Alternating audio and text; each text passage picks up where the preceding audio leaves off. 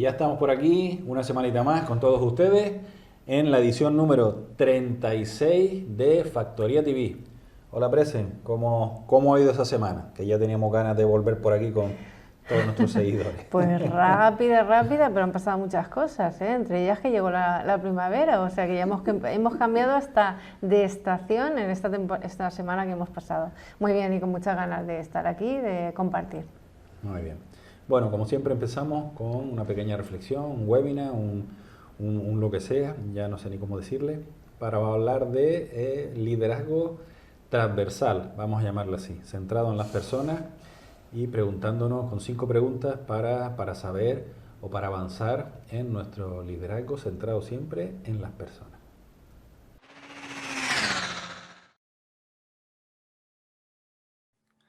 Hola amigos, hoy vamos a hablar de liderazgo, pero desde una óptica un poquito distinta, centrado más en las competencias transversales, en las competencias centradas en la persona, que digo yo.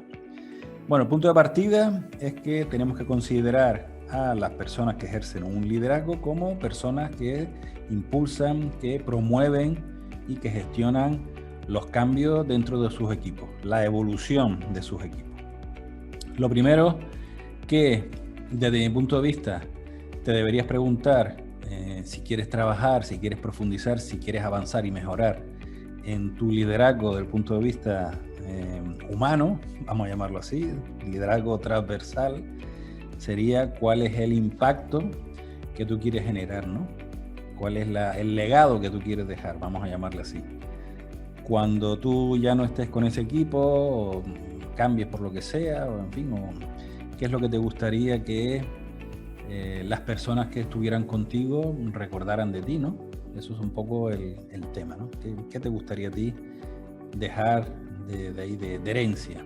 Vamos a llamarla así. Luego tenemos otra pregunta súper importante, que es la que nos deberíamos hacer todas las mañanas antes de entrar en la empresa, que sería, ¿qué puedo hacer yo hoy por mi equipo? ¿Qué puedo hacer yo? ¿En qué los puedo ayudar para que el equipo consiga sus objetivos? Esa sería una pregunta que deberíamos hacernos todos los días. Es fundamental. Nosotros como líderes tenemos que estar formándonos, tenemos que estar al día. Y yo lo que te pregunto es, ¿cuándo fue la última vez que te formaste en competencias transversales, universales? Oratoria, trabajo en equipo, prevención y gestión de los conflictos, etcétera, etcétera. ¿Cuándo fue la última vez? Importante, los líderes tenemos que estar formados. Nosotros como líderes tenemos que, y valga la redundancia, liderar nuestros equipos. Pero tampoco está de más preguntar y hablar, vamos, no es que esté de más, es que es fundamental preguntar y hablar a nuestro equipo acerca de posibles ideas, soluciones frente al reto que tengamos delante. Hacer sentir a nuestros colaboradores que son parte importante de nuestros equipos es una de las claves para ejercer un buen liderazgo. Y por último, nos centramos en 5 preguntas que debemos hacernos. Evidentemente hay muchas más, ¿no? Pero estas creo que son las 5 más importantes y sobre todo las 5 que nos pueden ayudar a avanzar mucho mejor en nuestro liderazgo con nuestro equipo. La última pregunta sería, ¿cuándo fue la última vez que le enseñaste algo nuevo, distinto a tu equipo de trabajo? Importante. Nosotros tenemos que formarnos, es una de las preguntas que hacíamos, y también tenemos que, como parte de nuestro trabajo de líderes, lo que tenemos que hacer también es ayudar con la formación a que nuestros equipos crezcan. Realmente lo que tendríamos que conseguir es generar líderes dentro de nuestros equipos de trabajo. Eso sería el mejor legado, si me dieran a elegir a mí. Bueno, ya sabes, 5 preguntas sencillas de hacer, no sé si tan sencillas de responder, pero es importante hacer estas reflexiones periódicamente si lo que queremos es seguir avanzando y seguir mejorando en nuestro trabajo y nuestras funciones de liderazgo.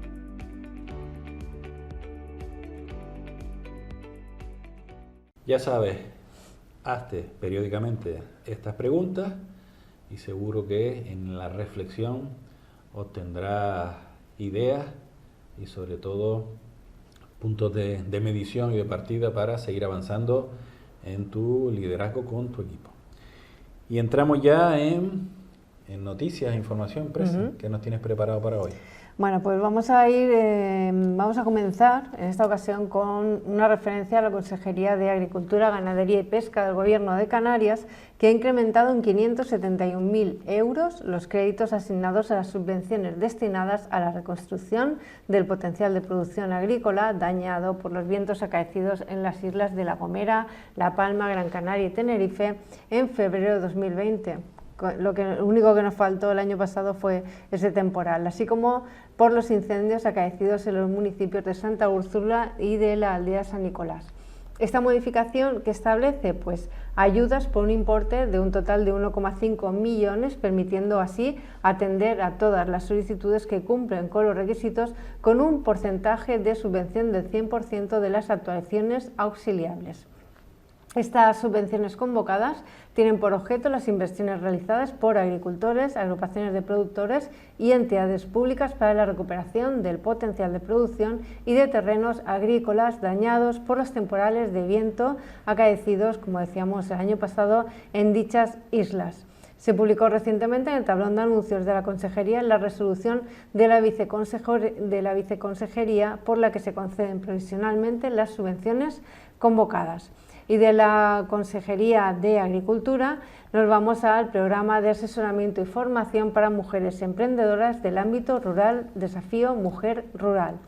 Este programa comenzó a estar activo el 23 de noviembre de 2020 y ya en este momento, ahora ya en marzo, se pueden solicitar las sesiones de asesoramiento y realizar las consultas y también las acciones de formación. El Instituto de las Mujeres es el organismo impulsor de este programa centrado en formar y acompañar a la mujer rural emprendedora en las distintas fases de su proyecto y facilitarles soporte técnico e información sobre el acceso a líneas de ayudas y financiación, entre otras cuestiones. También poner en marcha un concurso para premiar los proyectos de emprendimiento realizados por mujeres rurales que sean innovadores y que se distingan por su originalidad y excelencia. Así que si eres una emprendedora y tienes un proyecto o idea de negocio vinculada a la economía rural, recuerda que en 2021 hay una nueva convocatoria de este premio del que puedes encontrar más información en www.desafiomujerrural.es. Y por su parte, ya que estamos en el ámbito de agricultura, el Ministerio de Agricultura, Pesca y Alimentación ha publicado en el BOE un extracto de la orden de convocatoria de subvenciones destinadas a entidades, también a entidades de mujeres de ámbito nacional para el ejercicio 2021 por un importe de 400.000 euros. ¿Quiénes pueden optar a estas ayudas? Pues en régimen de concurrencia competitiva, las entidades legalmente constituidas como entidades asociativas de mujeres del medio rural que carezcan de ánimo de lucro y que tengan entre sus actividades habituales la realización de proyectos para la promoción de las mujeres rurales. Según establecen las bases reguladoras de estas subvenciones, los proyectos deben impulsar el emprendimiento, incorporación y mantenimiento de las mujeres en la actividad económica del medio rural. Hay 20 días para poder presentar esta solicitud, 20 días hábiles, a partir de del día siguiente a la publicación del extracto en el BOE. Este texto completo de la orden se puede consultar en la base de datos nacional de subvenciones, así que si es tu caso, no lo dudes, anímate y, ¿por qué no?, opta a esta subvención.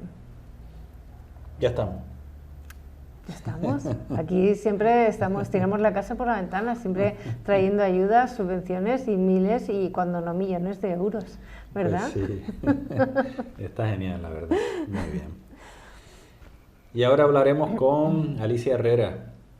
Quedamos la semana pasada a hablar con ella sobre los fondos marinos de Canarias, sus experiencias, cuándo empezó, qué es lo que más le atrae de los fondos aquí de Canarias. Bueno, vamos a ver qué nos cuenta Alicia, que seguro que, como siempre, es un tema muy interesante. Y volvemos una semanita más con Alicia Herrera, investigadora, bióloga y doctora en oceanografía de la Universidad de Las Palmas de Gran Canaria. Hola Alicia, y encantado una semanita más de que nos acompañes aquí este ratito de televisión. Encantada yo de participar con ustedes, Carlos, como siempre. Muy bien, muchas gracias. Bueno, vi antes porque la semana pasada te comprometimos a que nos hablaras de los fondos marinos de Canarias y un poquito tus experiencias, la primera vez que te lanzaste a bucear por aquí, qué fue lo que si te acuerdas, ¿no? Qué fue lo que te llamó la atención y las diferentes islas. Pero vi un artículo en estos días que hablaba corrígeme, de alguna medusa que tenía ya plástico dentro y como son transparentes, como que se veía incluso ya nadando, ¿no? Cuéntanos Pues esta sí, triste, triste noticia, Alicia. pues sí, mira, y tiene que ver un poco con lo que me ibas a preguntar del buceo y de los fondos de aquí, porque casualmente el artículo es el primer reporte aquí en el Atlántico de ingestión de plásticos en medusas. Un artículo que estábamos preparando, creo que fue cerca del verano pasado, y nada, y justo un fin de semana que estábamos haciendo apnea en Sardina del Norte, que yo con este artículo además en la cabeza, y estaba pues con una amiga que siempre vamos a bucear y a hacer apnea juntas, y me dice, mira, una Pelagia noctiluca, que es la especie de esta medusa, dice, yo creo que tiene algo en el interior, y entonces pues me pongo a mirar con detalle, estábamos haciendo apnea, es decir, sin todo el equipo de buceo, y realmente, o sea, y ya no era un microplástico, era un macroplástico, un plástico grandecito azul que lo tenía ya dentro de la cavidad gastrovascular, que es lo que tienen las medusas, es decir, dentro de su estómago. Y bueno, y ahí, imagínate, ya con el artículo además en la cabeza me impactó tanto ver, o sea, creo que ya no hay, una imagen vale más que 1000 palabras, ¿no? Y ver eso ya es ver hasta dónde ha llegado la contaminación por plástico en los organismos marinos. Entonces, bueno, estuve ahí intentando hacerle, yo iba con la cámara, que me gusta fotografía submarina, intentando hacer una buena foto para registrar ese momento y también con la idea de que fuera para ilustrar la publicación que estábamos preparando, y así surgió ese artículo, que además es un artículo muy interesante porque se han encontrado en medusas no solo fragmentos, también fibras sintéticas que vienen del lavado de la ropa, y bueno, y la foto la verdad es que también es muy interesante como documento gráfico, ¿no? De ahí viene el artículo que ha publicado además Marine No, Pollution Bulletin. ajá.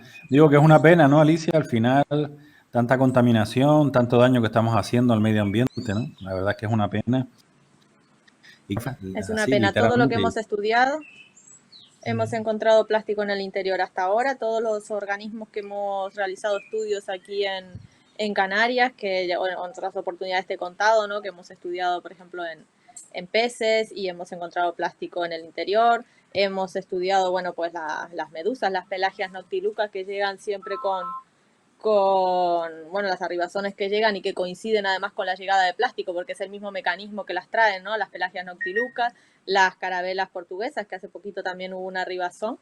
pues es el mismo mecanismo por el que viene el plástico, es decir, arrastrado en la superficie del mar con los vientos y las corrientes predominantes. Entonces estos días, por ejemplo, había mucho ahí en las playas de las canteras, había carabelas portuguesas y mucho microplástico. El impacto es Vale. lo que comentamos siempre, tremendo. Ya ha entrado en la cadena alimentaria marina, ya está dentro de los organismos. Tremendo. Tremendo. Bueno, vamos a poner un punto un poco más positivo, Alicia. Vamos a hablar un poco de la parte bonita de los fondos de Canarias. Lamentablemente esto también pasa, pero bueno, vamos al aspecto positivo. Cuando la primera vez que lanzaste aquí a bucear aquí en Canarias, ¿dónde fue? Si te acuerdas, ¿no? ¿Y cuál fue un poco la primera impresión? Pues mira, en uno de mis lugares favoritos en las islas fue el primer sitio que visité y creo que me quedó grabado, y además ahora vivo cerquita, o sea que suelo ir, que es Sardina del Norte. Los fondos de Sardina del Norte son espectaculares por el tipo de fondo y por la biodiversidad que alberga, que a mí es lo que más me gusta del buceo y de la apnea, que es bueno, de formación profesional, que es la biodiversidad, ¿no? Entonces estar ahí buscando bichitos para fotografiar y me encanta. Y en Sardina yo me quedé impresionada de la biodiversidad que tenía. en esa inmersión, me acuerdo de esa primera inmersión, lo primero que vimos fueron tiburones angelote, que no sé si has oído hablar, Carlos, bueno, son tiburones de fondo y realmente prácticamente solo quedan aquí en Canarias, con lo cual es una especie protegida que tenemos que cuidar y me quedé sorprendida de la cantidad que se veían en Sardina. Entonces, bueno, ese fue mi primer recuerdo. Ahí ya me enamoré de los fondos de Canarias y luego de sus cuevas, de las anémonas, de todo lo que se ve, sepias, o sea, es que es impresionante. Ujú. ¿Y cómo se combate el frío, Alicia? Porque yo con el frío del mar tú no puedo. No, Mira, no yo puedo. soy una ¿Cómo se friolera combate el también. frío de estar ahí? Con un neopreno, no hay otra solución. Yo soy muy friolera y con un neopreno mínimo de 5 o de 7 milímetros. Y ahora que estoy haciendo apnea, descubrí la maravilla de los trajes que se llaman los microporosos, que es un traje que se te pega mucho, mucho a la piel, entonces evita la pérdida de calor. Y con eso es con lo único que puedo estar hasta 2 horas en el agua y estoy encantadísima porque yo antes siempre tenía que salir. Lo que me hacía salir del agua era el frío, no otra cosa. Pero lo que te digo, aquí es que es maravilloso. Y bueno, después seguí conociendo lugares cerca de Sardina del Norte, aquí en Gran Canaria está Caleta, y en una época venían las mantarrayas a comer en los fondos de Ujú. Caleta y era un espectáculo verlas llegar. Casualmente yo estaba haciendo mi tesis, que te lo comenté la otra vez, en misidáceos, que son unos organismos muy pequeños, como si fueran Ujú. gambitas, componentes del zooplancton y del supraventos, pues las Sí. mantas se alimentan, filtran y se alimentan de estos organismos. Pues esa vez que fuimos a Caleta, recuerdo ver 15, 20 mantarrayas estar tirándose en picada a comer sobre los fondos, o sea, son espectáculos que a uno le quedan grabados y por eso yo soy una enamorada de Canarias y de los fondos de Canarias y de la biodiversidad que alberga. No sé si somos conscientes de lo que tenemos aquí. Es una Probablemente no, auténtica probablemente maravilla. no, probablemente no. ¿Las Pues mira, mantarrayas que decía que venían ya no vienen o qué? ¿Cómo está eso? hace por lo menos 10 años, eso fue en el 2010, y hace por lo menos 10 años que creo que no se han vuelto a ver.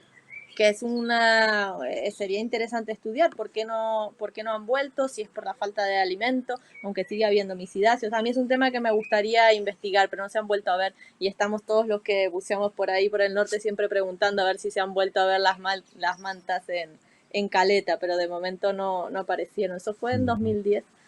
Te quería presentar este libro, no sé si lo conoces, el de biodiversidad marina de Canarias, la guía de biodiversidad marina de Canarias. Es un libro precioso No, no, no lo conozco, ¿no? Ujú.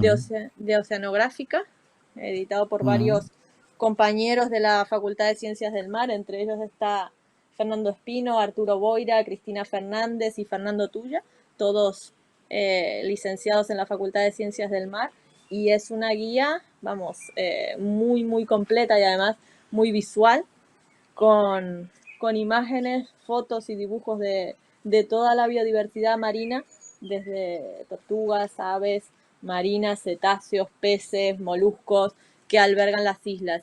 La verdad es que es un libro de cabecera para los que nos gusta el buceo Ujú. y sobre todo poder ir identificando las especies. La verdad es que está guapísimo. Yo Muy lo bien. recomiendo El a los hierro, buceadores. recomendado, el libro recomendado para todo el que le guste, ya sabe que lo localice y lo compre. El hierro siempre se ha hablado de que tiene como un fondo marino especial, ¿no? No sé si es así Espectacular. o un poco de fama o es tan distinto del resto de las islas o no. ¿Cómo lo ves tú? Pues sí, tiene unos fondos volcánicos muy curiosos y tiene unos buceos, bueno, el más famoso es el famoso del Bajón en la Restinga.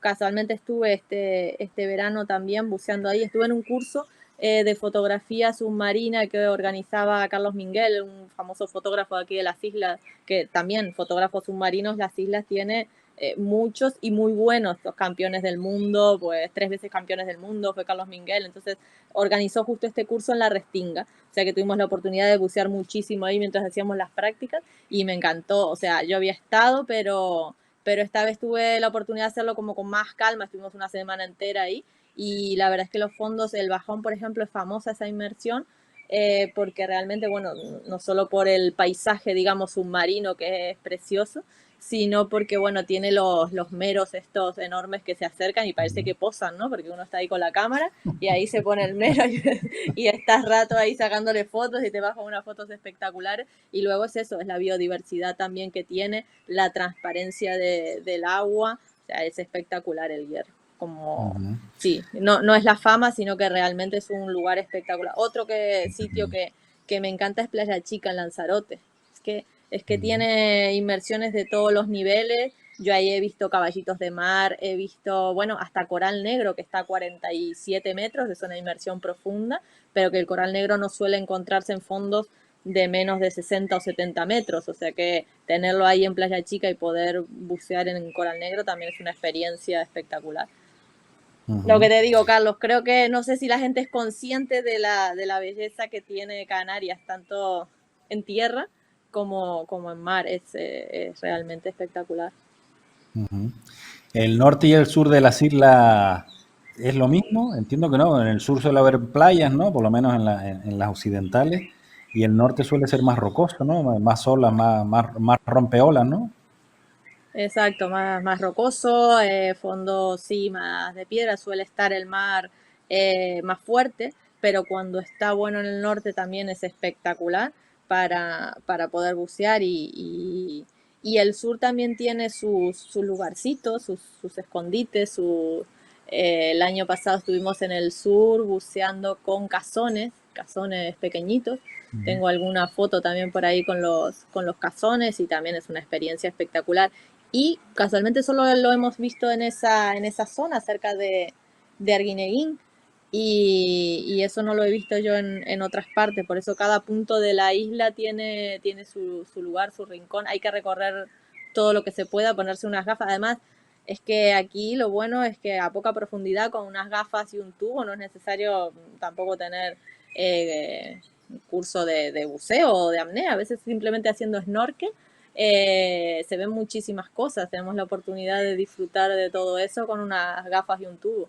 En las canteras, por ejemplo, hay una empresa, Snorkeling Experience, que organiza salidas y no solamente, o sea, es ecoturismo, porque no solamente es la salida de snorkel, sino que te van contando sobre toda la biodiversidad, entonces es una salida guiada y a mí me parecen experiencias como muy interesantes y para todos los niveles, desde niños de 6 años hasta personas mayores que puedan disfrutar de esas maravillas. Y por ejemplo, la playa de las Canteras, en la zona de la Barra, ahí cerquita, es impresionante también, tanto el fondo que tiene, de rocas, de arenales, de algas, como toda la biodiversidad que alberga. También hemos visto caballitos de mar en la Barra de las Canteras, que uno pensaría que no se ven.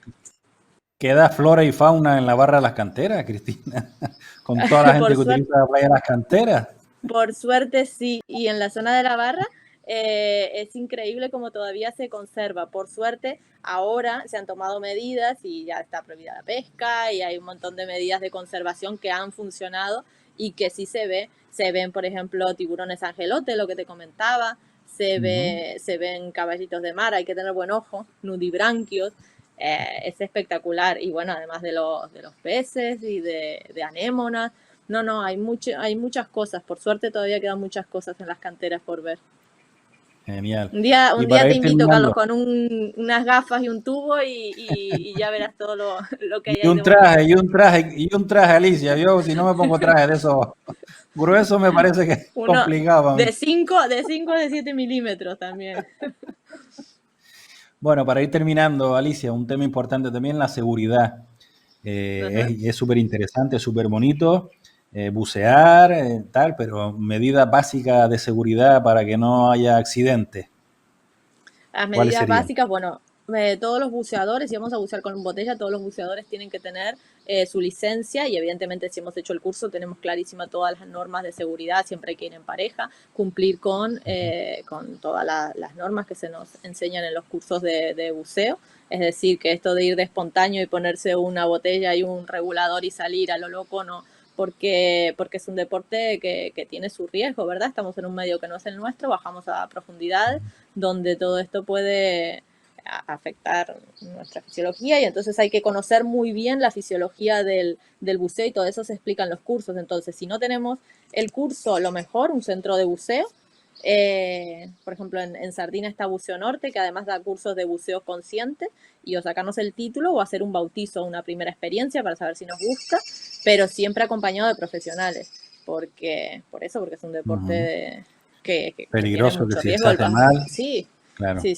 y claro. hay que conocer qué estamos Ujú. haciendo cuando bajamos a esa profundidad, ¿no? Tenemos nitrógeno en Vale. sangre que no podemos subir de golpe porque se forman burbujas y todo eso pueden ser accidentes graves. Entonces eso es lo primero. Y si vamos a ir con Ujú. gafas y tubo, que es verdad que no necesitamos un curso, si no tenemos experiencia también conviene ir con profesionales, con esta empresa que te decía, Snorkeling Experience, porque tiene con todas las medidas de seguridad.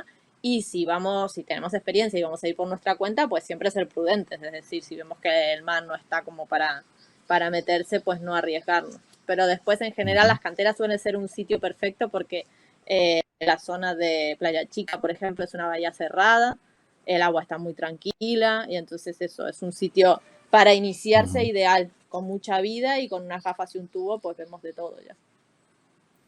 Y mejor acompañado que solo. Eso por descontado, ¿no? Si se Siempre, puede, mejor eso siempre siempre. acompañado. Sí, en buceo además, más que en todo el resto de actividades, siempre de a dos. Ok, muy bien. Pues Alicia Herrera, muchísimas gracias por acompañarnos otro ratito más. Muy interesante lo que nos has contado. Y nada, deseando que llegue la semana que viene, a ver de qué hablamos con Alicia Herrera, investigadora de la Universidad de Las Palmas de Gran Canaria. Muchísimas gracias, Alicia. Gracias a ti, Carlos, un placer. Nos vemos la semana que viene. Chao, chao. Avanzamos, Presen. Ujú. ¿Qué otro bloque de noticias, de información nos tienes preparado? Bueno, pues nos vamos a otro ámbito. Estuvimos en el primer bloque, nos centramos en el ámbito de la agricultura y de la mujer rural, sobre todo, y ahora vamos al mundo de la salud. Emprende in Health es un programa pionero de apoyo al emprendimiento con impacto social en el ámbito de la salud que tiene como objetivo contribuir a acelerar la innovación para ponerla a disposición de los profesionales sanitarios y pacientes. La convocatoria de esta sexta edición del programa, que en sus 5 ediciones anteriores han recibido más de 470 candidaturas de startups con proyectos ideados para mejorar la salud y el bienestar de las personas, está abierta hasta el próximo 13 de abril y los interesados pueden inscribir sus proyectos a través de la página web de esta iniciativa. ¿Qué ofrece Emprende in Health? Pues proporciona apoyo personalizado en áreas estratégicas para conseguir resultados tangibles que permiten a las startups crecer en la dirección correcta. Dirigido a emprendedores en el ámbito nacional que quieran generar impacto en el sector de la salud, el programa ofrece a los participantes mentoring individual y asesoramiento especializado por parte de los expertos, de los promotores que están detrás de la iniciativa, y también los emprendedores ganadores aprenden a medir el impacto social de sus proyectos y se benefician del networking que les brinda el programa, ganando acceso a una comunidad de más de 85 emprendedores y a contactos del sector salud, que no es poco, y hablamos siempre de lo importante que es el networking y sobre todo estar conectado con otras entidades, personas y aquellas conexiones que te puedan generar sinergias para poder desarrollar tu proyecto. Que te puedan generar sinergias, que te puedan generar contactos, relaciones, posibles clientes, directo o indirectamente. Si no ampliamos nuestro círculo de relaciones, es muy complicado avanzar y crecer en nuestro negocio. Esa es la realidad. Pues así es, y hablando de crecer y de iniciativas y también de creatividad, el próximo 10 de abril se va a celebrar un hackathon. ¿Te suenan los hackatones a ti, verdad? Sí que me suena. Bueno, pues en este caso se va a celebrar el Hackathon Flex Offices. Es un hackathon que está pensado para atraer a jóvenes universitarios de Madrid y Pamplona que deseen participar en una experiencia colectiva buscando y planteando durante toda una jornada soluciones y mejoras respecto a las nuevas tendencias como el coworking, la oficina flexible, las nuevas demandas laborales y el teletrabajo, entre otros. Los jóvenes interesados en participar pueden inscribirse a través de Eventbrite en el Hackathon Pro Workspaces para las citas de Madrid o Pamplona.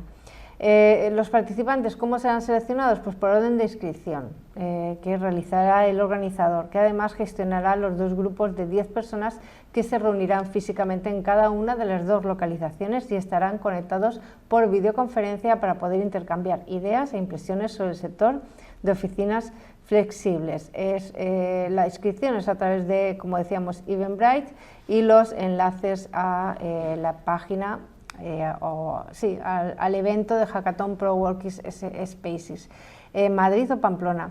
Me gustó esta iniciativa, decir que es el sábado 10 de abril de 9 de la mañana a 18 horas, y me gustó mucho la iniciativa porque al final, o sea, tienes a jóvenes en Madrid, jóvenes en Pamplona y ambos grupos conectados a través de videoconferencia, o sea que es como un profundizar, ¿no? Como profundizar en el conocer, porque de repente mucha gente en un hackathon no se conoce, pues vas a conocer a gente pues one to one, ¿no? Claro. Presencial y además vía online, o sea que me parece una iniciativa fantástica, ¿no? Los hackatones bien llevados, la verdad es que son interesantes, porque son jornadas donde de forma intensa se trabaja sobre un reto o varios retos, y si se trabajan bien esos retos y si la estructura del hackathon está bien organizada, la verdad es que son eventos interesantes. Bueno, y que sepan que Carlos es pro hackatones, ¿verdad? Bien hecho. Bien hackatones hecho. Bien hecho, bien estructurado, y sobre todo que tengan esa continuidad posterior, porque si es para solo ir allí y pasar un día o 2 comiendo pizza, pues no, ese no es mi estilo de hackathon. Retos y soluciones. Muy bien, pues retos, soluciones y premios, porque ahora vamos a un premio.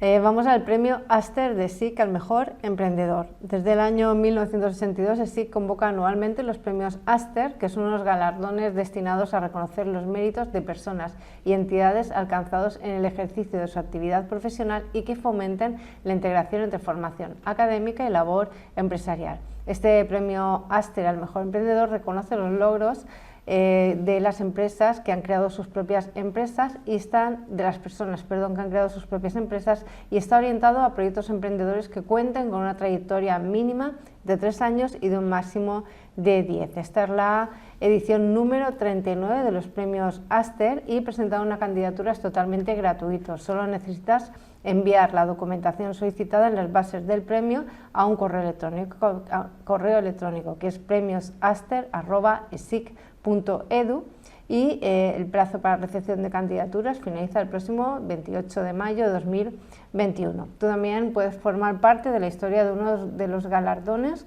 con mayor prestigio en el entorno empresarial español, y hay tiempo, es decir, lo estamos diciendo con mucho tiempo. Y nos vamos a presentar. Nos vamos a presentar. Ya que no habla de jóvenes emprendedores y cosas de estas, sino, oye, pues para una vez que no es para jóvenes, pues chicos, pues habrá que aprovechar la oportunidad, ¿no? Ahí nos presentaremos, a ver qué pasa. Bueno, pues hasta aquí este segundo bloque de información. Genial, como siempre, Prese. Cristina Ruano, ya saben ustedes que es nuestra especialista en alimentación. Vamos a hablar de la dieta vegana y también del gofio, que parece que se ha puesto de moda últimamente. Vamos a ver, el gofio es fantástico, un alimento fantástico que nos ayuda mucho aquí en Canarias en las épocas complicadas. El gofio fue un alimento fundamental. Bueno, vamos a hablar con Cristina. Una semana más estamos aquí en nuestro programa Factoría TV con la doctora en Nutrición y Salud Pública, Cristina Ruano, que nos va a hablar, tal y como quedamos la semana pasada, de la dieta vegana. Y no solo de la dieta vegana, sino también del gofio, ese alimento puramente canario, que salió una noticia en estos días de que estaba ya incorporado a la alta cocina. ¿Tú también utilizas el gofio en la alta cocina, Cristina?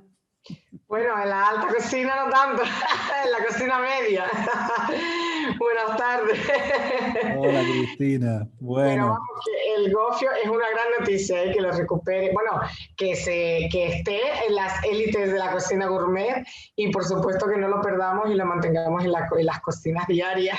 Claro que sí. Y en la alimentación cotidiana. Sí. Bien, íbamos a hablar de dieta vegana. No sé si el gofio entra en esa dieta, pero bueno, coméntanos un poquito. Sí, ya que el gofio está de actualidad, Carlos, se me permite, y que esto y que justo se ha comentado esta semana, podemos empezar por ahí. Vale. Estaría incluido en una dieta vegana, por supuesto, porque son cereales, ¿no? Es a base de cereales, y los beneficios que tiene el gofio, fundamentalmente es que es un producto muy natural, en el que el cereal, tanto puede ser de trigo, ¿verdad?, como de millo.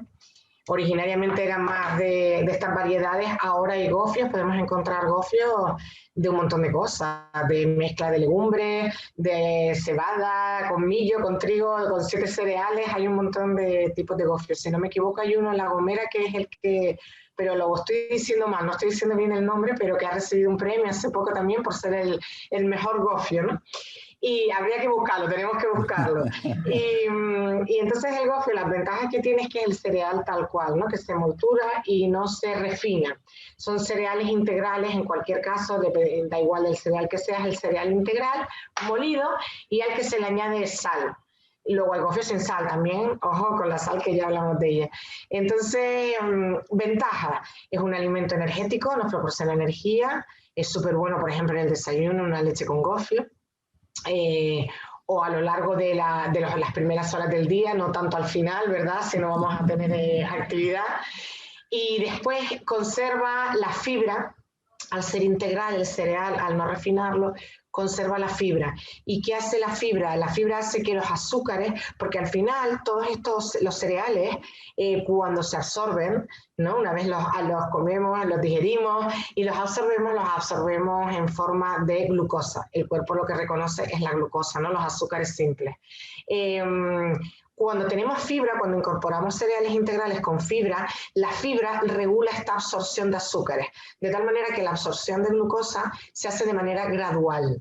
Y esto es lo que nos interesa, porque lo que se traduce es que la energía nos la va a proporcionar de manera gradual a lo largo de las horas, y no va a subir de manera brusca la glucosa en sangre, ¿ok?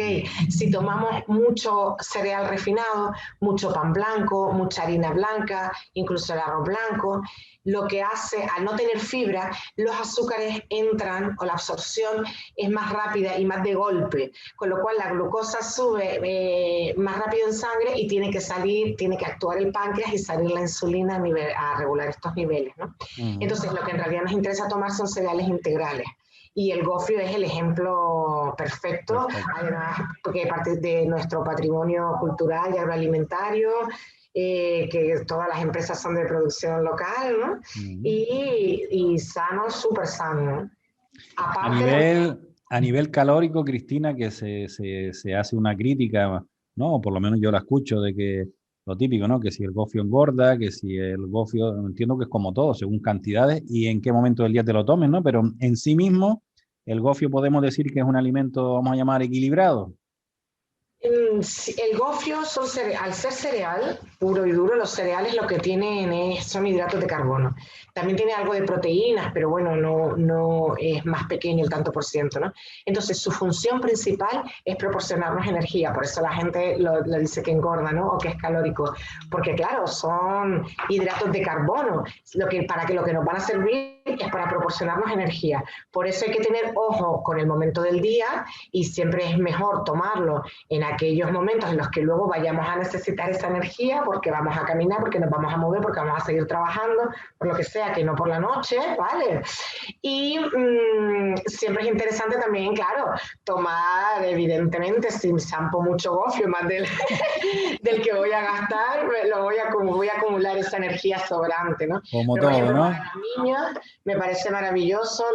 Mis hijos cuando eran pequeños usábamos mucho el biberón con gofio, cuando ya pueden tomar cereales, ¿no?, en vez de cereales de desayuno.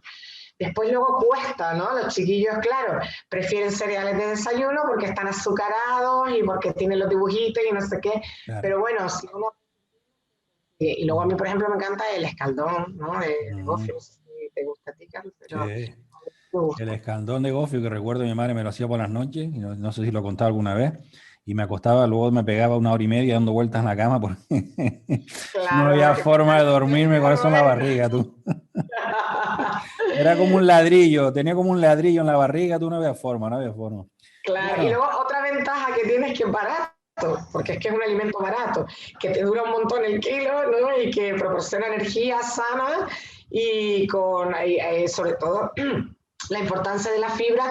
Y también los cereales sin refinar conservan vitaminas y minerales que los perdemos en el refinado, ¿vale? Que si tomamos mucho cereal, perdón, mucho cereal refinado, mucho pan blanco, mucha pasta blanca, básicamente estamos tomando azúcares. Ok. Entramos en la dieta vegana, Cristina. De entrada, yo tengo una pequeña crítica. Las personas somos omnívoras, ¿no? O sea, comemos de todo. ¿Y por qué restringir, si el cuerpo, digo yo, que si comemos de todo desde siempre, por qué restringir los alimentos quitar determinados alimentos de la dieta? Esa sería un poco la primera pregunta, ¿no? Pero bueno, dieta vegana, ¿en qué consiste y qué tiene de positivo y negativo? Bueno, la dieta vegana entra dentro del espectro de dietas vegetarianas, ¿no? Entonces, los vegetarianos pueden limitar el consumo, bueno, lo normal es el consumo de carne, ¿no? Y luego ya, dependiendo de su restricción, pues son ovo-lacto vegetarianos, o bueno, hay muchas posibilidades dependiendo de lo que coman y no comen. Y vegano es el más estricto, que ya es la persona que lleva una dieta más estricta, que no come carne, ni pescado, ni lácteos, ni huevos, etcétera, etcétera, ¿no? Entonces, aquí por partes, porque yo entiendo que la mayoría de las veces se hace por conciencia animal, ¿no? Por no comer, no tanto por salud, sino por esa conciencia. Entonces, lo que nos dice la Organización Mundial de la Salud es que la dieta la tenemos que ir cambiando y priorizando a que sea más de origen, a que haya más alimentos de origen vegetal que de otro tipo, o sea, más fruta y verdura, sobre todo, aparte de por la salud, pero sobre todo, no tanto por la salud, sino por el medio ambiente, porque nos lo estamos básicamente cargando, ¿no? Y la industria alimentaria y la alimentación genera agota muchos recursos y genera también mucha emisión de gases, ¿vale? Invernadero. Entonces, por ejemplo, la ganadería intensiva, estamos comiendo mucha carne, más de lo que deberíamos, y entonces eso genera un daño medioambiental, porque, por ejemplo, las vacas necesitan mucha agua en su cuidado, más la que consumen, luego ellas mismas emiten muchos gases a la atmósfera,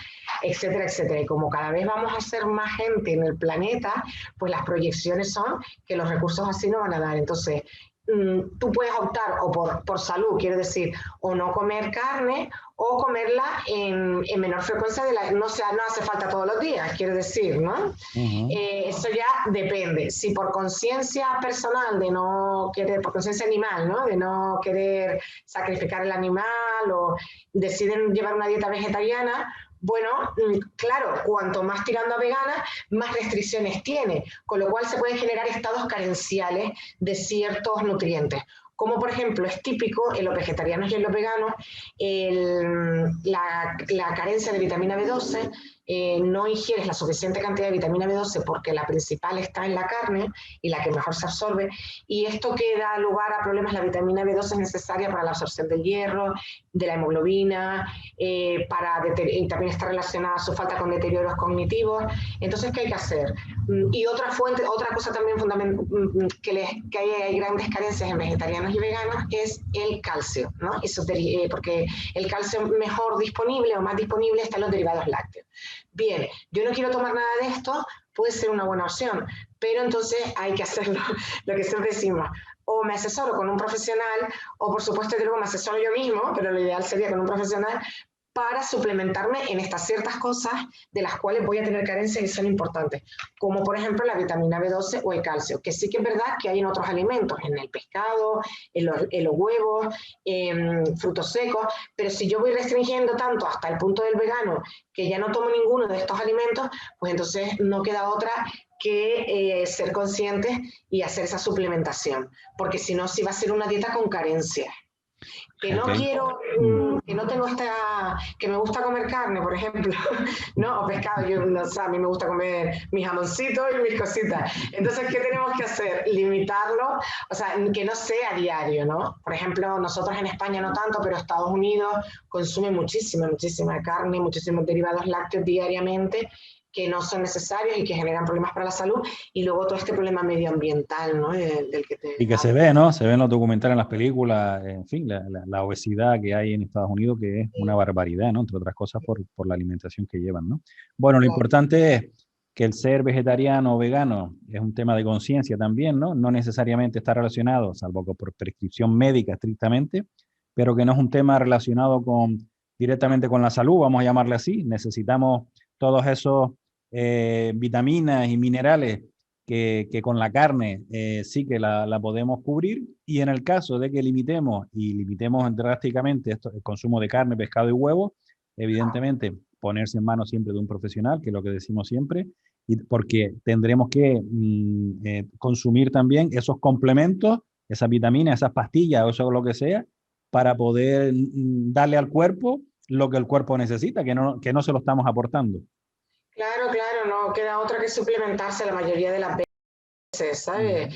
Casi siempre, dependiendo de lo estricto que sea la dieta. Pero si bien el que la dieta sea la mayor parte de tu dieta, fruta y verdura, es muy sano, pues luego el no aportar el resto de alimentos genera estas carencias nutricionales o estos déficits nutricionales que, bueno, a día de hoy se pueden suplir con suplementos o nutracéuticos o dietéticos o incluso con tratamiento farmacológico, ¿no? De vitamina B12 o de hierro, por ejemplo. Okay. Bueno, entonces tenemos que decir, creo, y me confirmas o no, Cristina, que la alimentación, cuanto más variada, mejor, en determinados alimentos en proporciones adecuadas, no como estamos diciendo, no consumir en exceso carne, pero en consumir en exceso nada, no entiendo, ¿no? Que en exceso no se debe consumir nada, pero que consumir carne tampoco es malo para la salud si se hace en las proporciones adecuadas. Eso exactamente, al igual que el pescado, que los huevos, los lácteos y todo. Ok, muy bien. Carlos, esto de consumir de todo variado, bueno, hay cosas que no hacen falta consumir, ¿no? Como azúcares simples. Bueno, me refiero, claro, ni los refrescos ni esas cosas. Bueno, me refiero a comida no procesada, vamos a llamarle así, ¿no? O sea, dentro de los alimentos, que sean los alimentos no procesados, a partir de ahí que haya variedad, porque en la variedad también podremos aportar todos esos nutrientes y vitaminas y minerales, ¿no? Claro, pero que el que decida, la persona que decida ser vegetariana, por lo que sea, o vegana, que bueno, que la alternativa es buena también, pero siempre y cuando tenga esa educación nutricional y esa conciencia de saber los déficits que va a tener y que supla esas carencias. Ok. Pues nada, como siempre, Cristina, que se ponga en manos de profesionales, que con la salud no se juega, que solo tenemos este cuerpo y esta vida y que tenemos que cuidarlo porque si no nos queda, no tenemos repuesto. Bueno, Cristina Ruano, doctora en Nutrición y Salud Pública, muchísimas gracias por estar una semanita más con nosotros y seguimos avanzando hasta la semana que viene, Cristina. Adiós, Carlos, hasta la semana que viene. Adiós a todos. Un abrazo. Adiós. Ustedes saben que nosotros tenemos muchas debilidades para hablar de determinados temas. Digo muchas porque somos muy inquietos.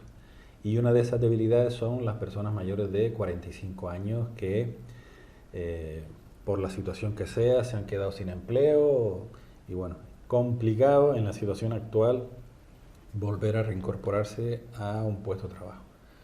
¿Qué alternativas hay, Presen? ¿Qué podemos hacer con todas esas personas que todavía están en su plenitud? Porque con 45 o 50 años, y en base a las expectativas de vida que hay actualmente, todavía son personas jóvenes, con muchos conocimientos, muchas capacidades, pero el mercado laboral, las empresas parece que no lo terminan de valorar, ¿no? ¿Qué hacemos con estas personas? Bueno, yo creo que antes de ver las opciones que hay, deberíamos contextualizar cuál es la situación, porque claro, hablamos de mayores de 45 años, hablamos de que la situación está muy mal, pero yo creo que no caemos en la gravedad de la situación, no somos totalmente conscientes de cuál es el panorama que tenemos por delante. Y es que si vamos a datos, a 31 de diciembre de 2019, que son los datos que manejaba el SEPE, lo digo porque esto ha evolucionado en la misma línea, hablamos de que el número total de parados registrados en el país ascendía a 3.163.000 personas y de estos 1.636.000 eran parados mayores de 45 años, es decir, más del 50%, concretamente el 51,73%. Terrible la cifra, ¿eh? Bueno, es terrible, ¿eh? Demoledora.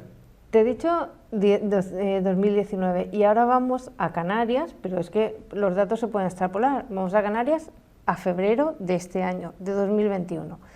En febrero de este año, 2021, en Canarias tenemos un paro, o sea, de 283.477 personas y de estas tenemos un número de personas referidas o sea, mayores de 45 años que suponen el 50% de los desempleados.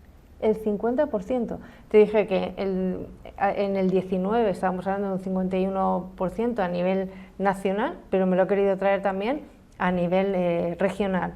Y a nivel regional, un año y pico después tenemos el mismo panorama, es decir, no sé si podríamos decir que esto es bueno porque no varía, pero es que estamos hablando de la mitad de población mayor de 45 años. Y dentro de este grupo de personas que están desempleadas, que tienen más de 45 años, todavía hay pues un tema más grave o una situación más peculiar con las mujeres, que todavía tenemos muchas más mujeres mayores de 45 años en proporción. Los porcentajes son más altos en mujeres mayores de 45 años desempleadas y sin posibilidades de reincorporarse a corto plazo a la vida laboral. Entonces, yo lo primero que quería era evidenciar que esto es así, que parece que si no vemos números, si no hablamos de números, no somos conscientes de la gravedad de la situación. Sí, decimos que hay un paro alto, decimos que están fuera del mercado, pero al final, si no, como dices tú, no contextualizamos la cifra y no concretamos y hacemos ver qué cantidad tan grande, esta cifra tan brutal con la que nos estás exponiendo, pues sí, se puede hablar en generalidad, pero hay que concretar un poquito, ¿no? Para evidentemente ser conscientes de este problema tan importante, ¿no? Y ya contextualizado, entonces, sabemos que hay una parte en todo, no solamente en esto, hay una parte que depende de nosotros y una parte que no depende de nosotros, ¿no? Habrá, como decimos muchas veces, hay muchas situaciones, muchos aspectos que están fuera de nuestro círculo de responsabilidad, ¿no? Pues esta coyuntura, que una empresa no quiera contratar a mayores de X años, que por ser mujer pues tenga quizás más dificultades porque tengo que conciliar, porque, es decir, todo esto son cuestiones que, bueno, pues se dan y que al final, de alguna manera perjudican y condicionan la situación. Claro. Pero luego hay, dentro de mi círculo de responsabilidad, hay muchas cosas que también podemos hacer, porque tenemos que hablar de que los mayores de 45 años tienen opciones y esas opciones empiezan por ellos mismos. Nosotros cuando hablamos con personas en el ámbito o en la cuestión de la empleabilidad, que tanto lo hacemos con jóvenes que tienen su propia dificultades y problemática, y lo hacemos con mayores de 45 años, pues lo primero en ambos casos siempre es hablar de la autoconfianza y el autoconocimiento. Es importantísimo. O sea, para diferenciar, comentaste al principio que hay temas que no están en nuestra mano y sobre lo cual poco podemos hacer, con lo que decías antes, las empresas, la situación laboral, etcétera, etcétera, pero de lo que vas a comentar ahora sí que está en nuestra mano. Es lo que está dentro de nuestra mano. Y es lo que sí que podemos hacer porque depende de nosotros. Okay. ¿Qué depende de nosotros? Bueno, pues ese autoconocimiento, es decir, ¿por dónde tengo que empezar? Pues primero tendré que empezar pues conocer cuáles son mis fortalezas y cuáles son mis debilidades, cuáles son mis amenazas y cuáles son mis oportunidades. Entonces, esto es lo que hablamos siempre de un DAFO o un FODA, que da igual, hay gente que lo llama de una manera, ¿no? Y gente que lo llama de otra. Lo importante es conocerse, pero es importante saber que si tengo competencias que no he actualizado de hace 10 años acá, 15 o 20, o llevo toda la vida trabajando en una empresa con unas herramientas, con unos conocimientos que no he reciclado, pues seguramente la realidad que me voy a encontrar, la realidad laboral, pues o yo no me ajusto a esa realidad o la realidad no se ajusta a mí, pero lo más fácil es pensar en lo que yo puedo hacer, y lo que yo puedo hacer es saber o investigar qué pide, qué demanda esta nueva realidad laboral, qué tengo, es decir, cuáles son mis fortalezas y cuáles son mis debilidades, qué no tengo. ¿Y qué harías tú sabiendo, detectando eso? Pues a mí, que no me gusta hablar de debilidades, sino de puntos de mejora. ¿Puntos de mejora? Analizaría esos puntos de mejora para irme formando, ir adquiriendo esas competencias y habilidades para luego poder optar a esas plazas, siendo consciente de que tenemos el hándicap de la edad, pero que si además del hándicap de la edad no tenemos los conocimientos necesarios, es que estamos fuera completamente e imposible de reincorporarnos, ¿no? O sea que en nuestra mano está en esa formación, en esa investigación primero, y luego en esa formación y una actualización de las necesidades que tienen las empresas y que cubren con determinados perfiles. Por lo tanto, nosotros tenemos que actualizar nuestro perfil laboral. Absolutamente, es decir, esos puntos de mejora, que estoy de acuerdo contigo, esos puntos de mejora los tenemos que trabajar, tenemos que perfilarlos y tenemos que perfeccionarnos en lo que podamos. Es decir, porque si no hacemos eso, lo otro es quedarnos en la queja, instalarnos en la queja y que nuestra situación no varíe. En los esques. Entonces nosotros, o sea, para poder empezar a dar un pasito, para caminar hacia nuestra empleabilidad o mejora de la empleabilidad, tenemos que atacar o trabajar esos aspectos de mejora. Y luego estaría, ya que estamos ahí, pues el aprendizaje continuo. ¿Qué es el aprendizaje continuo? Hoy en día estamos hablando de conceptos absolutamente nuevos cada día, de puestos nuevos, de terminología que afecta a determinados aspectos de un trabajo, a determinados aspectos de lo que sea.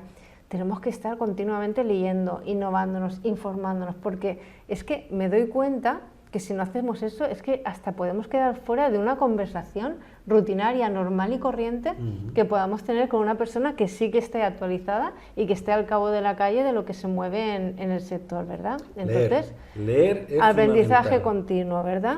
Aprendizaje continuo, flexibilidad, tenemos que ser flexibles. ¿Qué quiere decir esto? Ya no valen los cánones de yo soy así, yo aprendí esto era así, no. Es decir, tenemos que empezar a tener en estos tiempos en los que estamos y con lo que nos ha pasado, con la época en la que vivimos, esa capacidad de adaptación, esa competencia de adaptación que tanto nos dice pues desde el espacio europeo, que se nos dice que una de las competencias más valoradas a día de hoy es la capacidad de adaptación y la flexibilidad. Esto es una cuestión de tomar conciencia de la situación que estamos viviendo y de que todo lo que nos ha pasado durante todo este año lo utilicemos a favor como un aprendizaje. Es decir, qué aspectos de mi vida he cambiado, en qué he podido darle una vuelta a todo aquello que hacía, a la mirada que tenía hacia las cosas, y esto me hace, pues de alguna manera, ser más flexible y aplicar esa mirada al trabajo, ¿no? A los puestos de trabajo o a cómo voy a abordar una nueva trayectoria futura de trabajo. Un ejemplo práctico que todos estamos viviendo es que los bancos cada vez tienen menos oficinas y los servicios que prestan con personas, vamos a llamar así, cada vez son menos. Y esto es una realidad. Entonces, está el planteamiento de la persona que se queda en él, yo sigo funcionando de esta forma, yo no cambio, yo no aprendo a manejar el cajero, yo no aprendo, yo porque soy así, como tú decías antes, ¿no? Y estamos las otras personas que decimos, es que esto está cambiando. Si no aprendo a manejar el sistema desde el punto de vista del cajero, por poner un ejemplo práctico y cercano, ¿no? Pues al final terminaremos sin poder utilizar el banco, ¿no? Porque todo se va a hacer a través de tarjetas y cajeros. Reforzando lo que dices, ¿no? Que no se trata de un planteamiento estático, ¿no? Yo soy así, yo funciono así, yo no tengo por qué aprender. Es que si no cambias y no aprendes, te quedas fuera del mercado laboral, porque el mercado laboral está cambiando en todo y sobre todo en los hábitos de consumo de nosotros mismos como consumidores. Con esto de la pandemia, los hábitos de consumo han cambiado muchísimo. Es una de las cosas que tenemos que interiorizar ya, que estamos consumiendo de otra forma. Por ejemplo, otro ejemplo más. Vamos, reforzando lo que dice. Y que esto va muy rápido, que esto es un pestañeo. Importante también, ligado a esta flexibilidad, una toma de decisiones eficiente. ¿Qué quiere decir? Pues que muchas veces, claro, estamos desesperados en un panorama que puede ser desolador, que encima leemos esas noticias y decimos, es que no voy a tener salida, ¿no? Entonces, no soy capaz a veces de sentarme, de reflexionar y decir, a ver, ¿a dónde me lleva este camino? ¿Cuál es la decisión más, más operativa o más satisfactoria a mis intereses? ¿Qué camino puedo tomar que a lo mejor no es el más recto, pero de alguna manera me puede acercar a mi objetivo? Es importante saber que no podemos abordar las decisiones y las situaciones conforme nos van viniendo y sin una planificación y una reflexión previa que tiene que mediar siempre. Entonces tenemos que tener esa toma de decisiones perfectamente estudiada y trabajada. Gestionar el tiempo también, porque si no gestionamos el tiempo correctamente, caer en la procrastinación es súper fácil. A día de hoy, y más teniendo el tema de redes sociales y demás, que bueno, no sé si te compruebas la cantidad de horas que se dice ya que solemos pasar al día y a la semana colgado de redes sociales, muchas veces sin darnos cuenta de que estamos metidos ahí, y ¿no? sin darle utilidad, porque si lo utilizas como una herramienta de trabajo, fantástico, pero solo por curiosidad y solo por estar y no sacar conclusiones y no sacar aprendizaje. Hay de hecho aplicaciones ya que te indican el tiempo que estás en redes sociales, y alguna incluso hasta te para, ¿no? O sea, te saca de la aplicación para decir, oye, mira, que ya llevas el tiempo que tú fijaste en el que tú querías estar en esta aplicación, pues ya la has superado. Entonces, pues, a partir de ahí yo te saco y tú vuelves a entrar si quieres, ¿no? O sea, es un tema delicado, por lo que dices tú, el dejar para, bueno, mañana empiezo, y al final el mañana empiezo se traslada en 2 meses y no hemos empezado. Entonces hay que ponerse las pilas, hay que ser perseverante, constante y disciplinado, porque los milagros no existen, ¿no? Importantísimo. Luego hay que ser proactivo y, ¿por qué no? O sea, emprendedor o emprendedora, y si no, intraemprendedor o intraemprendedora. Es decir, el que ha sido intraemprendedor en su empresa luego tiene fácil quizás es sacar eso para ver qué salidas puede tener. Pero una de las salidas que pueden tener muchas personas, no ya de mayores de 45, en muchos casos se plantean mayores de 55 años, es el encontrar el autoempleo. Cuál es la pasión de tu vida, qué sabes hacer mejor, cómo puedes ponerlo al servicio de los demás y trabajar en eso, porque hay veces que a lo mejor dedicamos mucho tiempo que no va a ser efectivo porque nos dedicamos o intentamos entrar por un camino que no nos va a llevar a nada. Es decir, si las empresas mayoritariamente a día de hoy no están contratando a mayores de 45 años, quizás ese no es el camino en el que tenga que dedicar el 80% de mi tiempo. Igual debería dedicarle un 20% y un 80% a eso que puede hacer que de alguna manera yo tenga una salida en el autoempleo, una salida profesional. ¿Por qué no pensarlo? No hay que descartarlo. Networking, lo hemos comentado antes ya. De seguir, ya les recuerdo que en nuestro canal de YouTube, Hacedores del Cambio, tienen muchísima información sobre empleo, sobre sobre empresas, sobre ideas, sobre negocios, sobre herramientas. Visiten y suscríbanse al canal, que es muy útil y les puede ayudar mucho a la hora de enfocar su futuro profesional. Seguimos con el networking, importantísimo, lo hemos mencionado ya al hilo de otra noticia, pero hoy en día todo el mundo está conectado, todo el mundo que tiene algo que decir, todo el mundo que avanza más rápido que los demás es porque está conectado con los demás. ¿Cómo lo hacemos? Pues a través del networking, a través de esas relaciones, intercambios, ese conocimiento de otras personas. Y piensen además que a día de hoy no hay límites, es decir, antes de la pandemia quizás teníamos un límite más mental que otra cosa, ¿no? Y el contacto era más el one-to-one, el más presencial, pero a día de hoy con las conexiones, con una videoconferencia puedes estar conectado con Sudamérica o con Estados Unidos o con... Madrid con Pamplona, que decíamos hace un ratito, ¿no? Madrid-Pamplona, como en ese hackathon. No hay límites para que podamos tener conexiones y hacer networking con cualquier persona alrededor del mundo. Así que es una cuestión que también hay que trabajar y que también se aprende, ¿de acuerdo? Porque hay veces que al hilo de esto, pues decir que es importante trabajar la comunicación. Hay veces que decimos, no, es que yo no valgo para relacionarme. Eso se aprende, ¿no, Carlos? Se aprende y es una de las herramientas básicas para poder progresar personal y profesionalmente. Cuantas más personas conozcamos, mayor probabilidad tendremos de conocer más personas interesantes, ¿no? Pues esto es como una pirámide, como cualquier cosa, ¿no? Por lo tanto es importante abrirnos, conocer e incluso conocer personas, intentar conocer personas de las que en círculos donde habitualmente no nos movemos, porque eso también es súper enriquecedor. Si nosotros nos movemos en el mundo del deporte, por decir algo, pues igual empezar a contactar con personas que se mueven en el mundo de los animales, o no lo sé, porque son otras visiones, o la literatura, o lo que sea, son otras visiones, son otros puntos de vista que nos pueden enriquecer muchísimo nuestra percepción del mundo y nuestra formación, ¿no? Nuestra preparación. Y luego piensa en una cosa, si hablamos de, no ya de autoempleo, como hemos mencionado anteriormente, sino de conseguir un empleo por cuenta ajena, ¿no? Para un tercero, el 80% de los empleos no se publicitan, pertenecen a eso que decimos, están dentro de esto que denominamos la red oculta. Y a la red oculta solamente se accede a través de contactos, solamente se accede a través de ese networking. Una persona que usted conoce puede conocer a otra persona, que a su vez conoce a otra persona, y de esa manera puede ser que pues nos llegue una oferta, ¿no? Una oportunidad interesante, claro, para darnos a conocer. Entonces es importantísimo trabajarlo.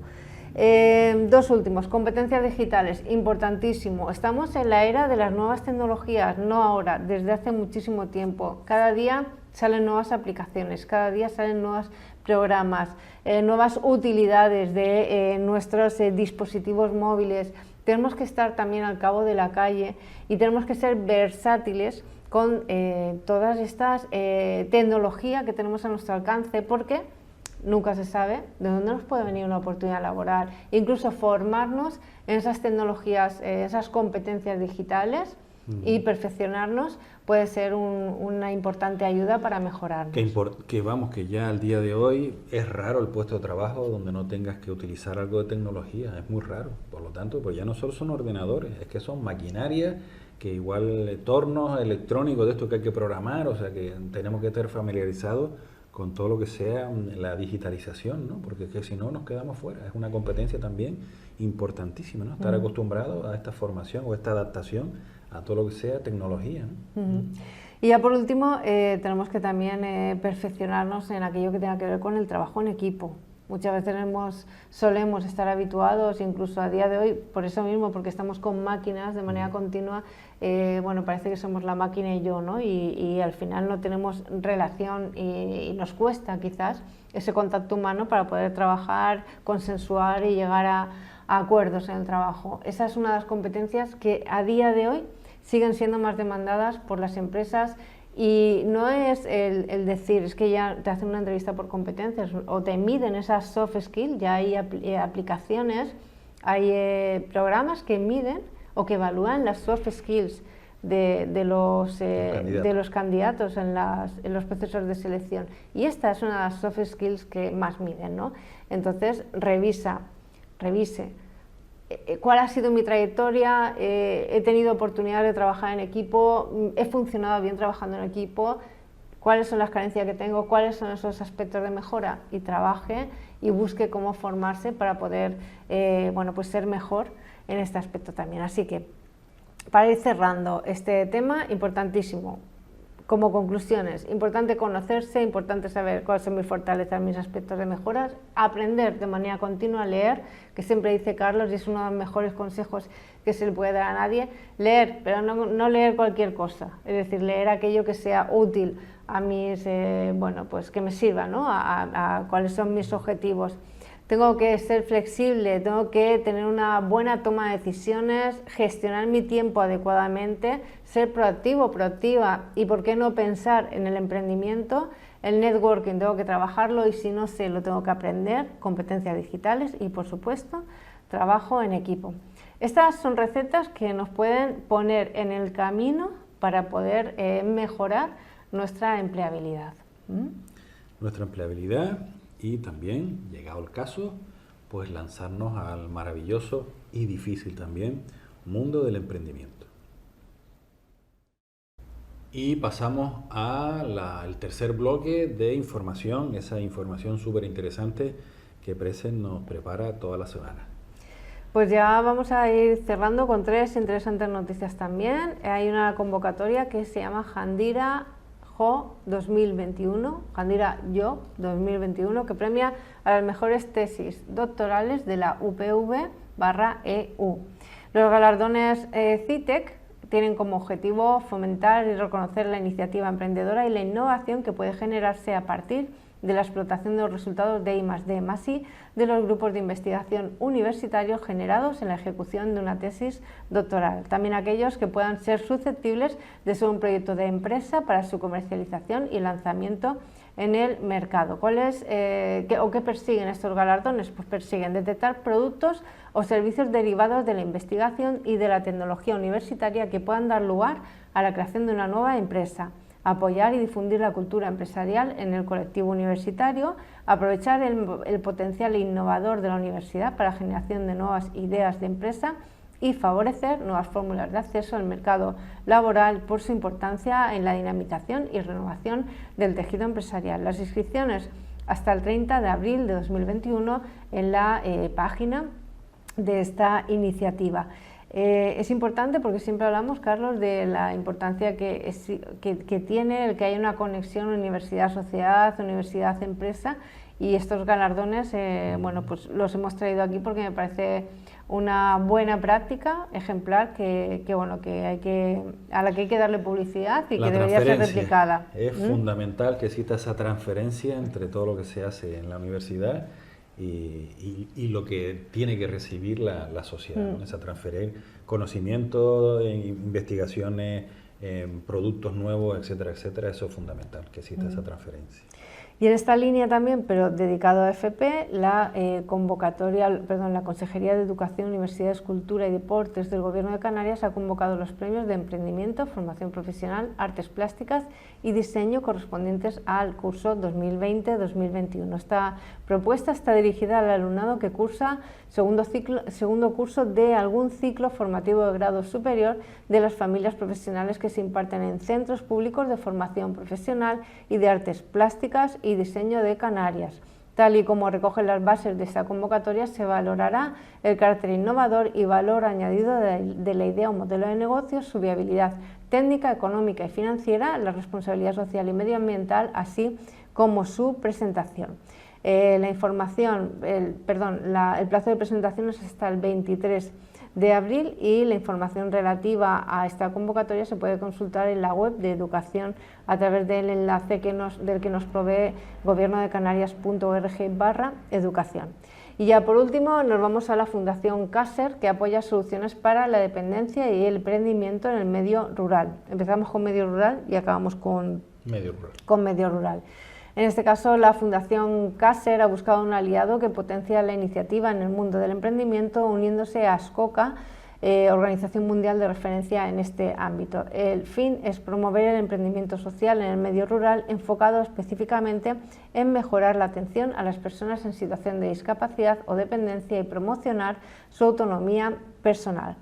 Esta convocatoria, lanzada por la Fundación CASER, dotará al emprendedor que consiga llevársela pues 15.000 euros y elegirá una iniciativa que contribuya con soluciones útiles y transformadoras a la atención integral de personas con esa discapacidad que hablábamos o que necesiten apoyos para la autonomía personal o cuidados de larga duración, aumentando de este modo la humanización y la efectividad del sistema en sus lugares de residencia. La convocatoria se abrió este pasado 23 de marzo, se lanzó la convocatoria, el 23 de abril es el cierre de la convocatoria, en mayo se presentarán los proyectos finalistas y en junio será el momento de la selección del proyecto ganador. Me pareció también muy chulo, muy bonito, porque une también mundo rural con discapacidad y con esa búsqueda de mejorar las condiciones de vida de las personas. O sea que fantástica, recuerden, hasta el 23 de abril para presentar convocatoria.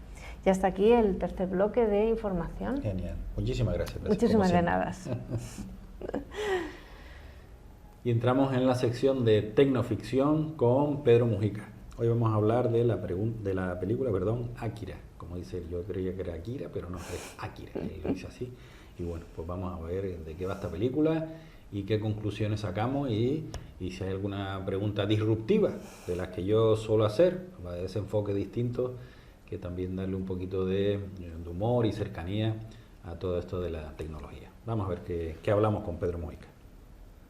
Y una semanita más entramos en la sección de Tecnoficción, la sección donde hablamos de tecnología de una forma cercana, de una forma amable, a veces algo disruptiva, y para eso contamos con el gran Pedro Mujica, al cual lo abordamos y lo machacamos haciéndole preguntas a veces extrañas, pero que él afortunadamente tiene la habilidad y la capacidad para salir de todas. Hola Pedro, y muchísimas gracias por acompañarnos un día más aquí en Tecnoficción. Hola Carlos, un verdadero placer, amigo. La verdad que es una sección que me gusta mucho. Es un break en mi día a día del trabajo y hablar de ciencia ficción y tecnología, pues me encanta. O sea que gracias por esta 8ª edición de Tecnoficción. Sí, señor. Parece mentira, ya llevamos 8 semanas ya. Sí, como decimos aquí en Canarias, Pedro, a lo bobili y ya vamos por las 8, ¿eh? Hay que ver. Qué bueno. Voy a decir en británico, as time goes by. ¿Cómo pasa el tiempo? Sí, pues sí. Bueno, ¿y cómo pasa el tiempo? con la película de la que vamos a hablar, ¿no? Akira, como dices tú. Yo decía Akira, de hecho tenía un chico que jugaba baloncesto que se llamaba Akira. Tú dices Akira. ¿Por qué es lo de Akira? Porque así se dice en japonés. Tengo un Ah, amigo ok. que se llama Akira Watanabe y también en inglés la pronuncian Akira y sobre todo en japonés, que es lo importante, que es el Claro. origen. Lo de Akira es cuando los castellanos, los hispanohablantes, solemos convertir las palabras en llanas. Como no tiene la tilde de la esdrújula, pues si no tiene la tilde es Akira. Pero Claro, Akira no es Akira. es Lo que pasa es Akira. que ellos Ok, eso de las esdrújulas no lo tienen, no tienen la tilde. muy bien. Bueno, pues háblanos de Akira. ¿En qué consiste? ¿De qué va la película? ¿Cuál es el guión? Un poco el trasfondo y a partir de ahí empezamos a escarbar. Bueno, pues estamos en el género del cyberpunk japonés, que ya vimos con Blade Runner y el año es 1988. Es una película de anime, ¿vale? O sea, es anime japonés del mejor posible y es post-apocalíptica, distópica, pero estamos en una era post-apocalíptica. Ha habido una guerra nuclear y bueno, y la ciudad de Neo Tokio es donde se desarrolla toda la trama de la película, ya que la anterior Tokio fue arrasada por una super bomba nuclear. Fíjate que en el año 1988 estaba a punto de caer el muro de Berlín, pero todavía estábamos sobre todo cuando Katsuhiro Otomo se hizo cargo de la película, estábamos todavía en ese peligro nuclear, en esa guerra fría. Y yo recuerdo que por la época, la posibilidad de una tercera guerra mundial nuclear, no sé si te acuerdas tú, Carlos, era algo que todavía se barajaba. Era Y posible, aquí sí. Entraba dentro de lo posible, sí. dentro de lo posible apretar el botón rojo era uno de nuestros miedos, ¿no? Y evidentemente el escenario de Akira es que el botón rojo se ha apretado, esa tercera guerra mundial nuclear se ha producido, la ciudad de Tokio ha sido devastada, hay una zona cero donde cayó la bomba principal y ahora estamos pues mucho después en el 2019, que ya pasó hace 2 años. Pero estábamos mucho después, claro, del 88 al 2019, pues son casi 32 años, ¿no? Entonces, estamos en Neo Tokio en el año 2019. Y bueno, y ahí se desarrolla la trama en torno a una pandilla de motoristas, donde están los protagonistas que se llaman Shotaro Kaneda y Tetsuo. Y bueno, y ahí empieza la trama. Está basada la película en un cómic también, un cómic buenísimo que es Akira también, de muchos tomos. Y ocurrió algo muy peculiar, que es que todavía el cómic no estaba acabado, no tenía el final, y la película acabó antes que el final del cómic. Entonces la película tiene un final que hubo que improvisar, que hubo que crear para que el formato de película existiese, y después, más tarde, se acabó el cómic con otro final distinto. Por tanto, el que se lea el cómic y vea la película verá que hay dos finales distintos. Uh-huh. Y bueno, el argumento espera, Pedro. ¿Hay héroes, antihéroes? ¿Cómo está la cosa? ¿Como siempre? ¿Hay alguna chica, alguna princesa a la que salvar? ¿Cómo está la cosa por ahí? Mira, aquí estamos en otra cultura. Ya no estamos en los Estados Unidos y las cosas cambian, ¿vale? Estamos en la cultura japonesa, que aunque después de la Segunda Guerra Mundial Japón se americanizó muchísimo, pero siguieron conservando su cultura ancestral. Entonces, en Japón Ni los buenos son tan buenos ni los malos son tan malos, ¿vale? No existe esa polaridad tan supremacista de lo occidental. Y todo se mezcla un poco. Todos comparten ese perfil de héroe y antihéroe a la vez, ¿no? Podemos ver que en cada uno existe el yin y el yang. Entonces es otro enfoque totalmente oriental de lo que puede ser la vida, el pensamiento, las vicisitudes a las que se enfrentan los protagonistas. Claro, después el desarrollo de uno de los protagonistas sí que va hacia algo inesperado, que no voy a dar el spoiler, que podría pensarse que es el mal, pero no. En este caso, el bien y el mal están muy entremezclados en todos los personajes de la película. Entonces es una muy buena obra de cyberpunk, porque Blade Runner, que ya la comentamos, también hace lo mismo, ¿no? En Blade Runner los buenos y los malos no están tan polarizados, porque al final los replicantes tenían ese lado que ya lo hablamos y los Blade Runner también. Aquí igual, ¿no? Kaneda y Tetsuo, que son los principales, pues se reparten el bien y el mal por igual, creo yo. Y claro, hablamos, Pedro, perdona que ya termino. La chica no es ninguna princesita a la que haya que salvar, ni esto es Disney, ni Hollywood, ni nada. La chica es una más y es activista del ejército revolucionario y bueno, está bastante bien. Sigue, perdona, ahora sí. Hablamos de culturas a la hora de estructurar las películas entre Japón y Occidente con perfiles. Por lo que estás contando, yo no recuerdo haber visto la película, ahora que me dice. En Estados Unidos o en la occidental parece que la trama es más de guerra, ¿no? Más de peleas y más de, no sé, de acción. Y en el japonés el aspecto más moral o más ético, más de reflexión, ¿predomina o son percepciones mías equivocadas? No, son buenas percepciones. Fíjate que siempre ha habido guerra en el anime.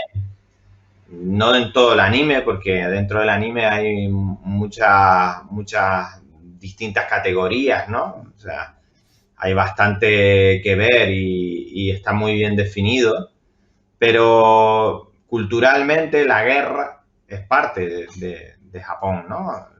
La época samurái el auge de la época samurái fueron 110 años de guerra continua entre los distintos señores de la guerra y sus shinobis y sus samuráis. Entonces, todo esto chupa. Pero no había, pero no había una especie de código de honor, o por lo menos un poco lo que yo he visto en las películas. Primero estuvieron 110 años de guerra y cuando acabó la guerra y se consiguió la unión de Japón y se creó la figura del gran jefe militar que apoyaba al emperador y ya se consiguió una estabilidad y no había tanta guerra, el samurái transformó su vida hacia ese código que se llama el código del samurái, que es el Bushido, y ahí es donde empezó todo el tema del código y lo ético, y los samuráis dejaron de ser guerreros crueles y de los mejores guerreros que se han conocido en la historia y pasaron a ser una especie de protectores morales de la población y en general de todo Japón, ¿no? Y eso se hacía a través de ese código del que hablas, del Bushido. Pero bueno, esto es historia de Japón, que es otra historia. Pero sí que yo creo que todo esto se refleja en todo lo que viene a posteriori, ¿no? Entonces el anime y todo lo que vemos en Japón tiene esta mezcla. Sí que de la parte de la herencia americana de la posguerra tiene todo aspectos bastante claros, porque sí que han tomado todos esos préstamos, pero siempre con ese background de una cultura larga, ancestral, y como tú dices, que profundiza mucho en la naturaleza, en el ser, en la voz interior, en esa relación con esos valores del código Bushido, y eso se refleja siempre en todo el anime, y en Akira se ve también, a pesar de que están en un mundo post-apocalíptico, de que hay militares y hay guerras, y de que hay peleas entre pandillas y hay violencia, a pesar de todo eso, que lo podemos encontrar mucho en el anime, cada escena lleva su carga de pensamiento, filosofía, te puedes empatizar mucho con los distintos personajes, te puedes poner en la piel de unos y otros sin caer en esa polaridad de yo quiero ser este porque el otro es el súper malo. Yo, por ejemplo, aquí hay una pregunta que me has hecho en todas las ediciones anteriores que la sueles hacer al final, que es con qué personaje me identifico. Pues yo aquí, cuando llegue ese momento, te voy a decir que no lo sé, porque me identifico con todos y con ninguno. Y eso es lo que cambia por completo el registro de lo que hemos venido viendo hasta ahora. O sea, fíjate si es profunda la película y cómo está repartida la carga narrativa y se asemeja tanto a lo que es la verdadera vida, ¿no? Porque, como decía antes, ni los buenos son tan buenos ni los malos son tan malos, sino que estamos todos a la par y te da mucho que pensar, porque ni Kaneda ni Tetsuo, no sé, me identifico con los dos. ¿Qué tenían que hacer estos personajes, estos protagonistas de la película? ¿Qué tenían que hacer? ¿Qué estaban buscando? ¿Cuál era el objetivo por el que estaban luchando o por el que estaban trabajando? Mira, ellos son pandilleros, son adolescentes y son pandilleros. Y bueno, y se ve la relación con la tecnología avanzada. Supuestamente en el 2019 ese mundo es bastante moderno y ellos son moteros, con motos muy avanzadas, etcétera, ¿no? Hay una cultura en torno a las drogas especiales, drogas de diseño, que ya se adelantaba desde el 88, que era bastante temprano lo que fue después. Y ellos son sencillamente desarraigados en cuanto a familia, en cuanto a sociedad. Se podría decir que son un poco antisistema y se ven enredados en una trama que tiene que ver con el ejército, la guerra que fue en el año 1988, el origen de lo que fue esa explosión y sobre todo proyectos secretos que también tienen que ver con poderes paranormales o sobrenaturales, y habría que ver ahí. Hay telepatía, hay presencia. Y hasta ahí se puede leer, ¿no? Hasta ahí se puede leer. Hasta ahí se puede leer. Desvelarlo. Pero ellos realmente, como es la vida, se ven atrapados. Fíjate que hasta ahora ha sido como un poco, hola, yo soy el héroe y allá que voy, está todo claro, la directriz está muy clara, esto es lo que tengo que hacer para que triunfe el bien. Aquí no. Aquí ellos se ven arrollados por las circunstancias, que es lo que nos suele pasar en la vida real, y entonces van sobreviviendo, van reaccionando a todo lo que pasa como pueden, intentando entender, investigando, ayudándose. Me gusta una mucho cosita, Pedro. Vale. ¿Sí? Una cosita. En las películas, vamos a llamar americanas, en las que hemos hablado, viene gente siempre de fuera, ¿no? En este caso de la Tierra, ¿no? En la tecnoficción o en la ciencia ficción japonesa, por lo menos en esta película, hay alguien de fuera. Entiendo que del espacio no, pero a lo mejor fuera de Japón, algún europeo o algún americano o algún hindú, no lo sé, o esto no se contempla. En este caso no. En este caso casi todos los personajes son japoneses, que suele pasar mucho, ¿eh? A veces hay algún extranjero y tal, pero no suelen tener papeles protagonistas. En casi todo el anime que yo conozco se desarrolla en Japón para la cultura japonesa y son con personajes locales. Akira tiene la mayoría de los personajes principales, son todos japoneses, ¿vale? Y todos con nombres japoneses. No hay ni uno solo que sea de fuera. Entonces todo ocurre dentro de Japón y con personas japonesas y no hay nadie que sea extraterrestre ni nada, todo pasa allí. Lo que pasa es ¿Y que... esto es una de las características de la ciencia ficción japonesa o no? ¿O fueron sus principios? ¿O ha mantenido esta tónica a lo largo del tiempo? Ser como muy hacia ellos. Solo, mira, ahora hay de todo porque es muy grande, ¿no? O sea, pero se ha mantenido. Por ejemplo, Ghost in the Shell, que será de la que hablemos la semana que viene, Ghost in the Shell ya sí se desarrolla, son series largas, ¿no? De muchos episodios y distintas ediciones, pero ya sí se desarrolla en otros países, hay otros personajes que no solo son japoneses y tal, pero la original es en Japón, igual que Akira, la original. Todo el cómic de Akira y toda la película es con personajes japoneses y se desarrolla en Neo Tokio, no hay más. Entonces, casi siempre, sí, ellos, estamos acostumbrados y esto ya lo vimos con el cine americano, estamos acostumbrados a ese tipo de cine, al americano, ¿no? Donde los blancos americanos son los que llevan la voz cantante y el resto pertenece a la imaginería de la supremacía blanca americana, ¿no? Esto, por ejemplo, se veía con los chinos. Bruce Lee, conoces perfectamente a Bruce Lee, siempre se quejó de que lo trataban como a un actor de segunda, cuando él era un verdadero crack y tuvo que irse de Estados Unidos, habiendo nacido en Estados Unidos, se tuvo que ir a Hong Kong para triunfar porque lo trataban fatal. Y en la época de Bruce Lee, los actores que contrataban eran blancos y les ponían los ojos un poco achinados y unas cejitas pequeñas y unos bigotitos para decir es chino. O sea, preferían contratar a un blanco y ponerle unos bigotitos que contratar a Bruce Lee o a cualquier otro. Este es el cine americano supremacista blanco. Los negros igual, bueno, peor. ¿Cuántas películas conocemos donde se contrataba actores blancos y se les pintaba la cara de negro y se les dejaban los labios aquí, era una tal?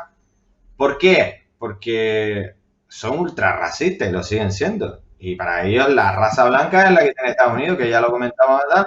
Y los chinos no pueden ser buenos actores, los chinos son chinos. Y un chino es una cosa rara, o sea, una subespecie y tal. Eso es con lo que nos hemos criado, porque al final España y toda Europa es muy, muy de Estados Unidos, ¿no? Después de la Segunda Guerra Mundial es nuestra cultura. Cuando te vas a otra cultura... ¿no? Al final es Occidente, que es lo que vemos en las películas, en la influencia, los productos, lo que consumimos, es Occidente, ¿no? Y eso es lo nuestro. Ni es mejor ni es peor, porque aquí racista todo el mundo. Tendríamos que dejar de serlo ya en este siglo, poco a poco. Pero racistas también son los chinos y todos en general, al final, no es nada personal, sino es en la cultura en la que te desarrollas, ciertos valores que han tomado más fuerza, etcétera, etcétera. Que no voy a entrar ni que está bien ni que está mal. Evidentemente el racismo está mal cuando es abusivo y es injusto y tal, pero lo que nos choca es que películas hechas en Japón por japoneses sean todas, ¿no?, con personajes japoneses en Japón. Pues claro, ¿cómo va a ser? Así son todos los cines. Lo que pasa es que nos choca que no pongan otra vez al típico yankee americano súper buena, ¿sabes? ¿Y por qué tiene que haber como las películas, Pedro, es como las películas de Bollywood, que son todos actores indios, con cultura india, con imágenes indias y con cantos y bailes indios, y se acabó. Y ahí no entra nada que no sea de la India, ¿no? Está claro. Pero como dices tú, nos choca porque estamos acostumbrados, como dices, bueno, lo nuestro es lo bueno, ¿no? Se supone que los demás tienen que ir adquiriendo lo nuestro, que es lo bueno, incorporarlo a lo suyo, ¿no? Y no entendemos que lo otro también, y más para los demás, cada uno lo bueno es lo suyo, ¿no? Profundizando en este tema, tú ves que hay intercambio de cultura, de forma, de estrategia en las películas de ciencia ficción, volvemos americanas, europeas, occidentales, con las japonesas o no, o son caminos independientes, no se nutren unos de otros. Por ejemplo, si en alguna película occidental aparece una nave que tiene una superpropulsión, no sé qué, resulta que 2 años después aparece una película de Japón, o a la inversa, o no, o son caminos completamente paralelos. A ver, el cine, el buen cine, ya sea anime o sea cine con actores, cine real, basado en actores reales y demás, no animado. El buen cine siempre se nutre de todos los cines, digamos, ¿no? O sea, es tan importante Tarkovsky, que es ruso, como el anime japonés, como el manga, como el cine español, como el cine turco. Quien sabe de cine realmente va tomando ideas a nivel creativo de todo lo que ha ido viendo. Y normalmente los directores y guionistas que de verdad aman el cine y se interesan y tienen un buen nivel, no solo ven su cine, el cine de su país, sino se han, digamos, interesado por otros tipos de cine, y eso lo sabemos de sobra. Claro que hay muchísima relación entre el cine japonés y el cine americano. Unos se nutren de otros. Lo que pasa es que Japón siempre ha tenido, pero una ventaja brutal en cuanto a lo que es ciencia ficción, tanto en cómics como en anime. De hecho, yo he visto muchísimas cosas que han aparecido después en películas de ciencia ficción que primeramente estaban en el anime japonés o en la ciencia ficción japonesa, pero muchas, ¿eh? Y a día de hoy tú ves un buen anime japonés de ciencia ficción y el nivel sigue siendo muy superior.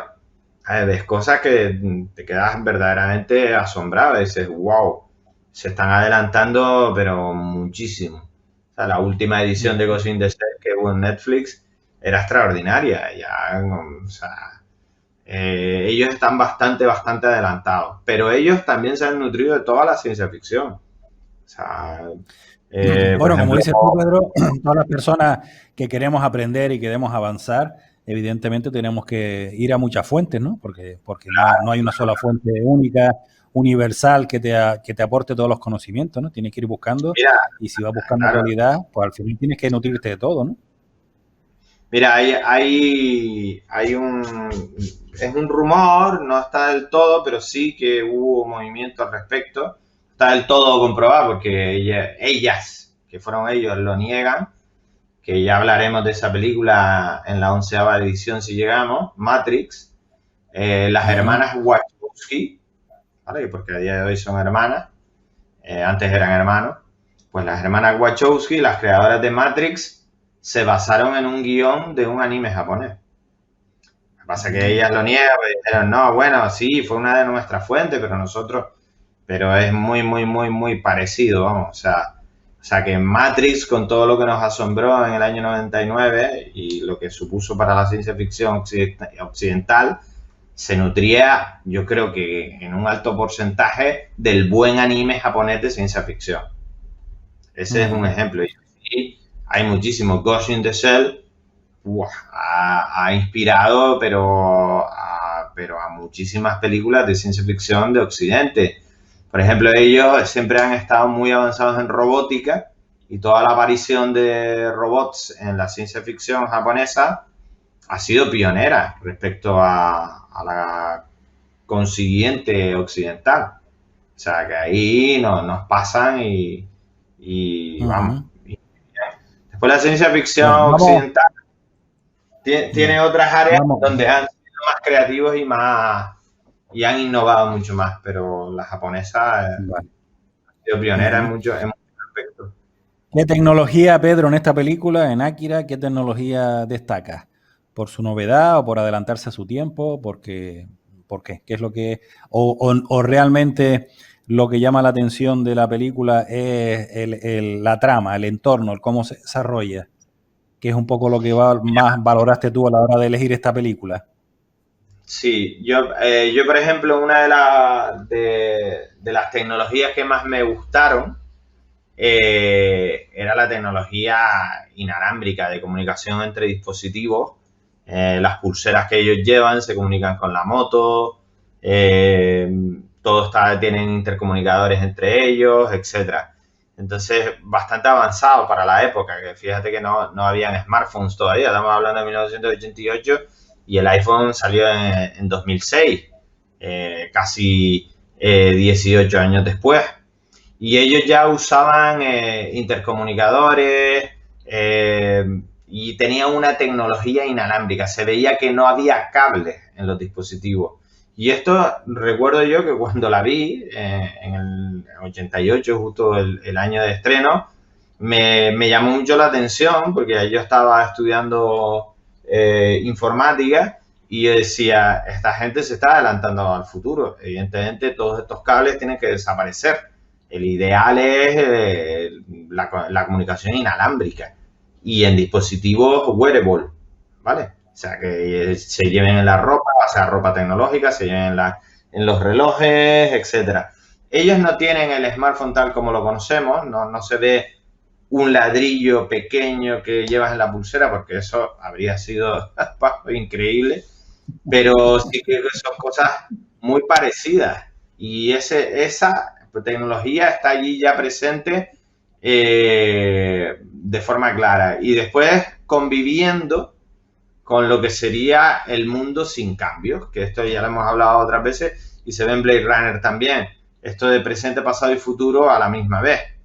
Neo Tokio no es muy distinta a la actual Tokio, a cualquiera de nuestras ciudades. Todo es prácticamente igual, tal como lo conocemos, pero hay tecnología muy avanzada, ¿vale? Entonces también se ve... inteligencia artificial no se ve tanto, pero hay algo que me gusta mucho y es la telepatía. Hay mucha comunicación telepática, tanto entre personas como con máquinas, y esto también seguramente haya inspirado a la actual interacción humano-máquina a través del pensamiento. Y ya ellos se adelantaban, sobre todo con eso. Esos poderes sobrenaturales, yo los traduciría a día de hoy a lo que posiblemente consigamos con la biotecnología y el transhumanismo. Si acabamos siendo aumentados, es muy probable que podamos usar el pensamiento como medio de comunicación inalámbrico, ya no solo el digital, sino el propio biológico o neurobiológico. Y se ve allí claramente. Lo que pasa es que todavía no se entendía bien, pero yo sí que me acuerdo perfectamente que lo vi así. Digo, ese poder, de alguna forma, la tecnología nos lo acabará dando. Esta semana publiqué en Facebook, sabes que siempre hablo de mis publicaciones, que sé que sigue, publiqué en Facebook un brazalete, un concepto de brazalete, siguiendo la línea de Elon Musk con Neuralink y sus neuroimplantes para comunicación humano-máquina a través del pensamiento. Los Facebook Lab han sacado un brazalete para también empezar a tener comunicación a través del pensamiento con las máquinas. Y ya han presentado todo un concepto donde puedes manejar Facebook de forma holográfica, en computación holográfica, usando tus pensamientos. Entonces, este es el camino. Y ya se veía en Akira, porque se ahondaba mucho en esa parte, ¿no? Es decir, el ser humano puede ir más allá y no tiene por qué ser porque Dios o haya algo sobrenatural más allá del ser humano, sino que simplemente lo que entiendes por sobrenatural es una tecnología muy avanzada, una serie de poderes que desconoces en ese momento, pero que la tecnología te acaba dando. Y en eso yo creo que... Como decías tú, Pedro, en Dune, que al final hay una relación como muy estrecha entre la tecnología y la fe, ¿no? Que hablabas tú en Dune, que como que se mezclaba mucho el tema, ¿no? Y que iba muy de la mano, ¿no? En Akira aparece. Las relaciones interpersonales en la ciencia ficción japonesa es igual, Pedro. Lo digo por no sé, yo veo como que en las películas occidentales están los superhéroes por un lado, que son como una élite, una estirpe distinta, luego está el pueblo llano, y no sé, como en las películas también de ciencia ficción, siempre se ve las zonas orientales como llena de gente, con muchos mercados, mucho bullicio. No sé, no sé si estoy planteando una tontería o qué. Claro, yo diferenciaría otra vez, porque cuidado con esto, lo de la ciencia ficción japonesa, sobre todo hay bastantes películas reales, con actores reales, pero ellos se nutren del anime, que fue el original, ¿vale? Pero a día de hoy son películas basadas muchas veces en cómics en cómics manga o en cómics de otras, ¿no? De otro género. Y al final las hacen en animación y han acabado haciéndolas con personajes reales. Y yo diferenciaría, para responderte a tu pregunta, diferenciaría entre la buena ciencia ficción y la más comercial. Ojo, porque cuando se habla de anime japonés hay que tener claro que no todo va a ser bueno. Y antes también hablamos de los préstamos de otras culturas, las influencias, la globalización al fin y al cabo. Y uno puede acabar confundiéndose mucho viendo, ostras, pues esto es muy parecido a lo que yo conozco de Occidente, incluso puede llegar a ser un bodrio, ¿sabes? Donde todo está muy marcado y definido. Todo el rato hemos estado hablando del buen anime o de la buena ciencia ficción basada en anime japonesa, ¿no? Como estas dos películas que he nombrado, que es Akira, la que estamos analizando hoy, y Ghost in the Shell. En ellas, es claro que las relaciones interpersonales entre los protagonistas son, pero muy, muy, muy creíbles.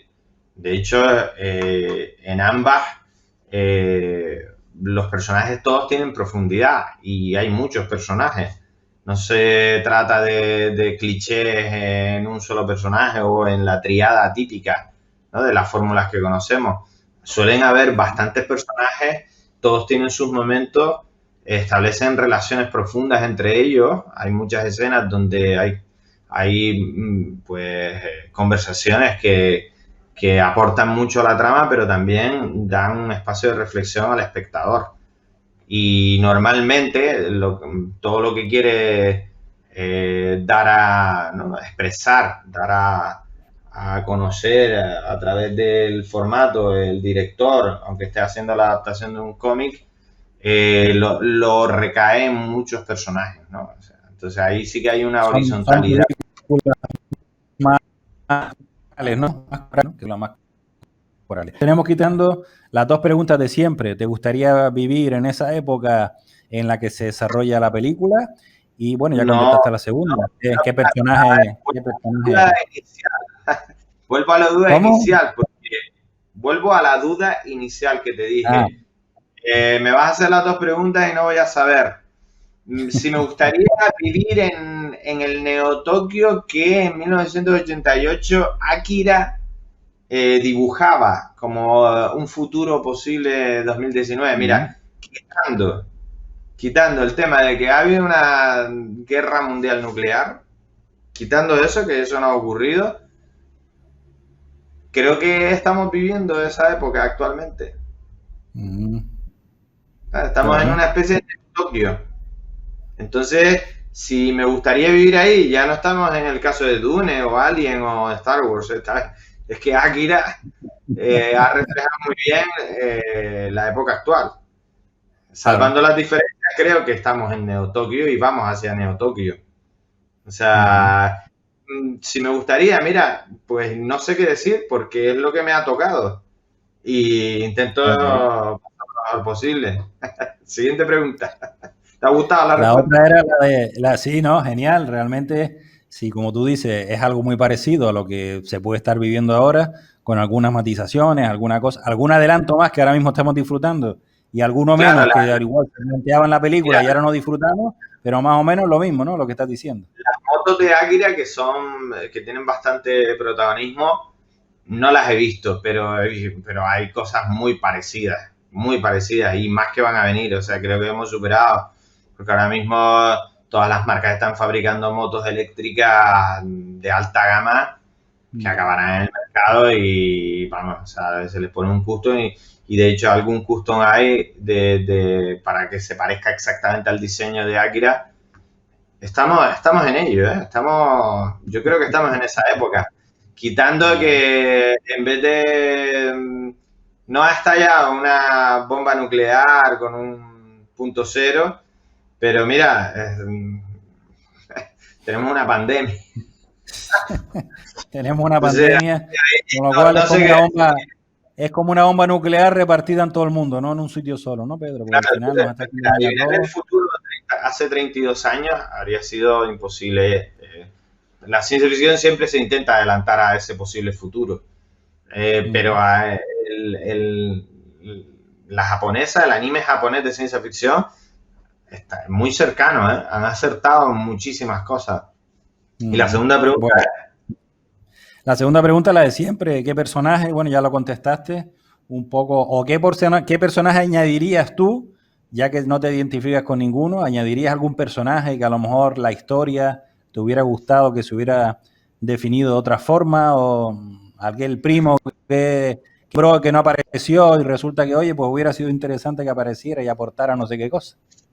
Mira, no, yo creo que más tratándose de una obra maestra como Akira, yo creo que no la cambiaría, no me atrevería a ser el que rompa la esquina del lienzo porque las obras siempre están inacabadas y siempre se pueden seguir transformando.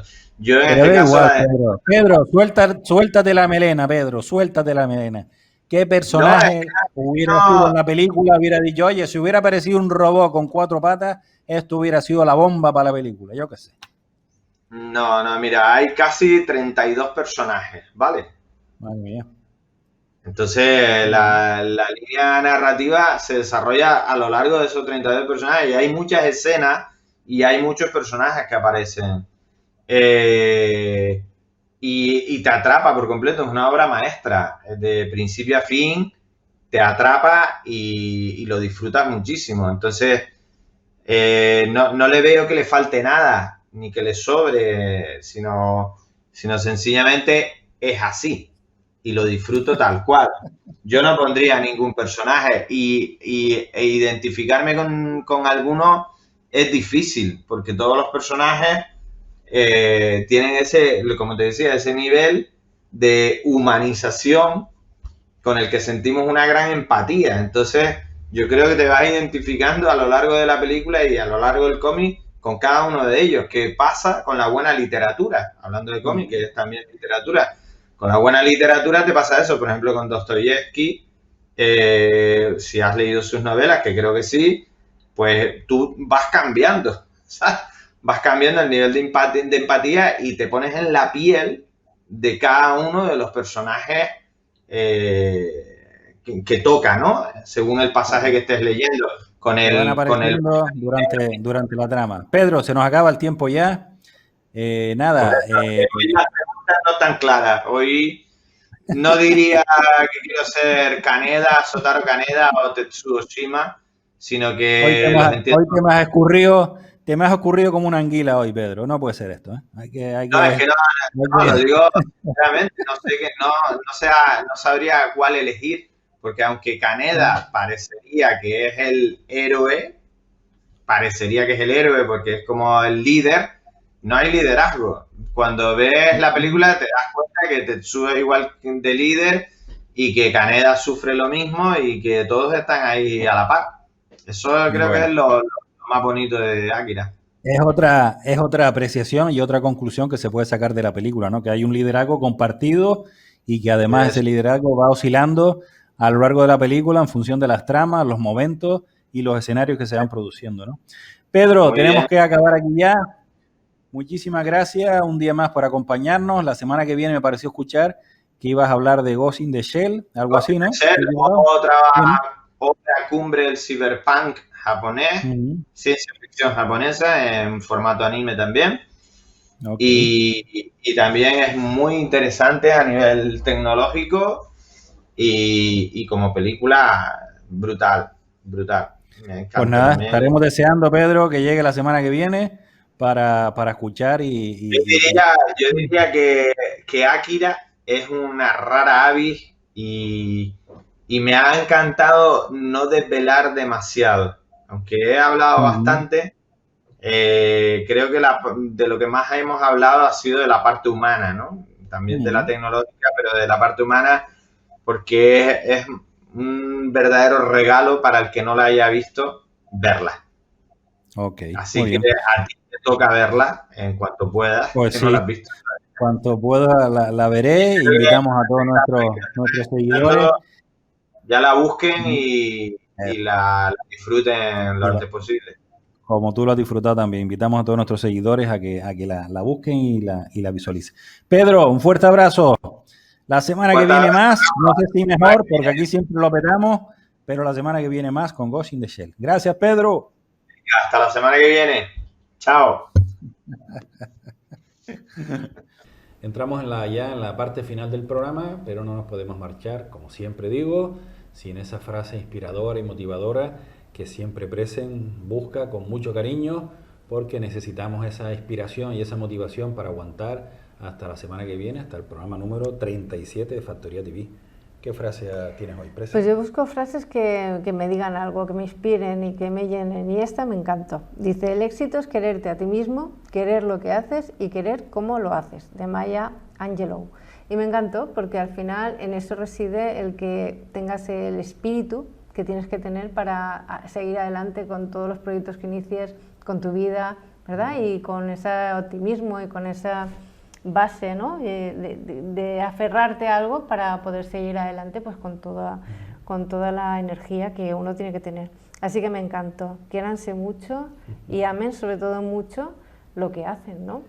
Por supuesto, y que el éxito, que estamos acostumbrados en esta sociedad consumista a asociarlo a tener un coche fantástico, a viajar en avión, en un jet privado y tal, eso algunas personas considerarán que eso es éxito, pero otras personas, como esta que acabas de tener, y nosotros mismos, eso para nosotros no es éxito. Eso será en todo caso algún resultado que se podrá obtener cuando tienes dinero para poder gastártelo en eso.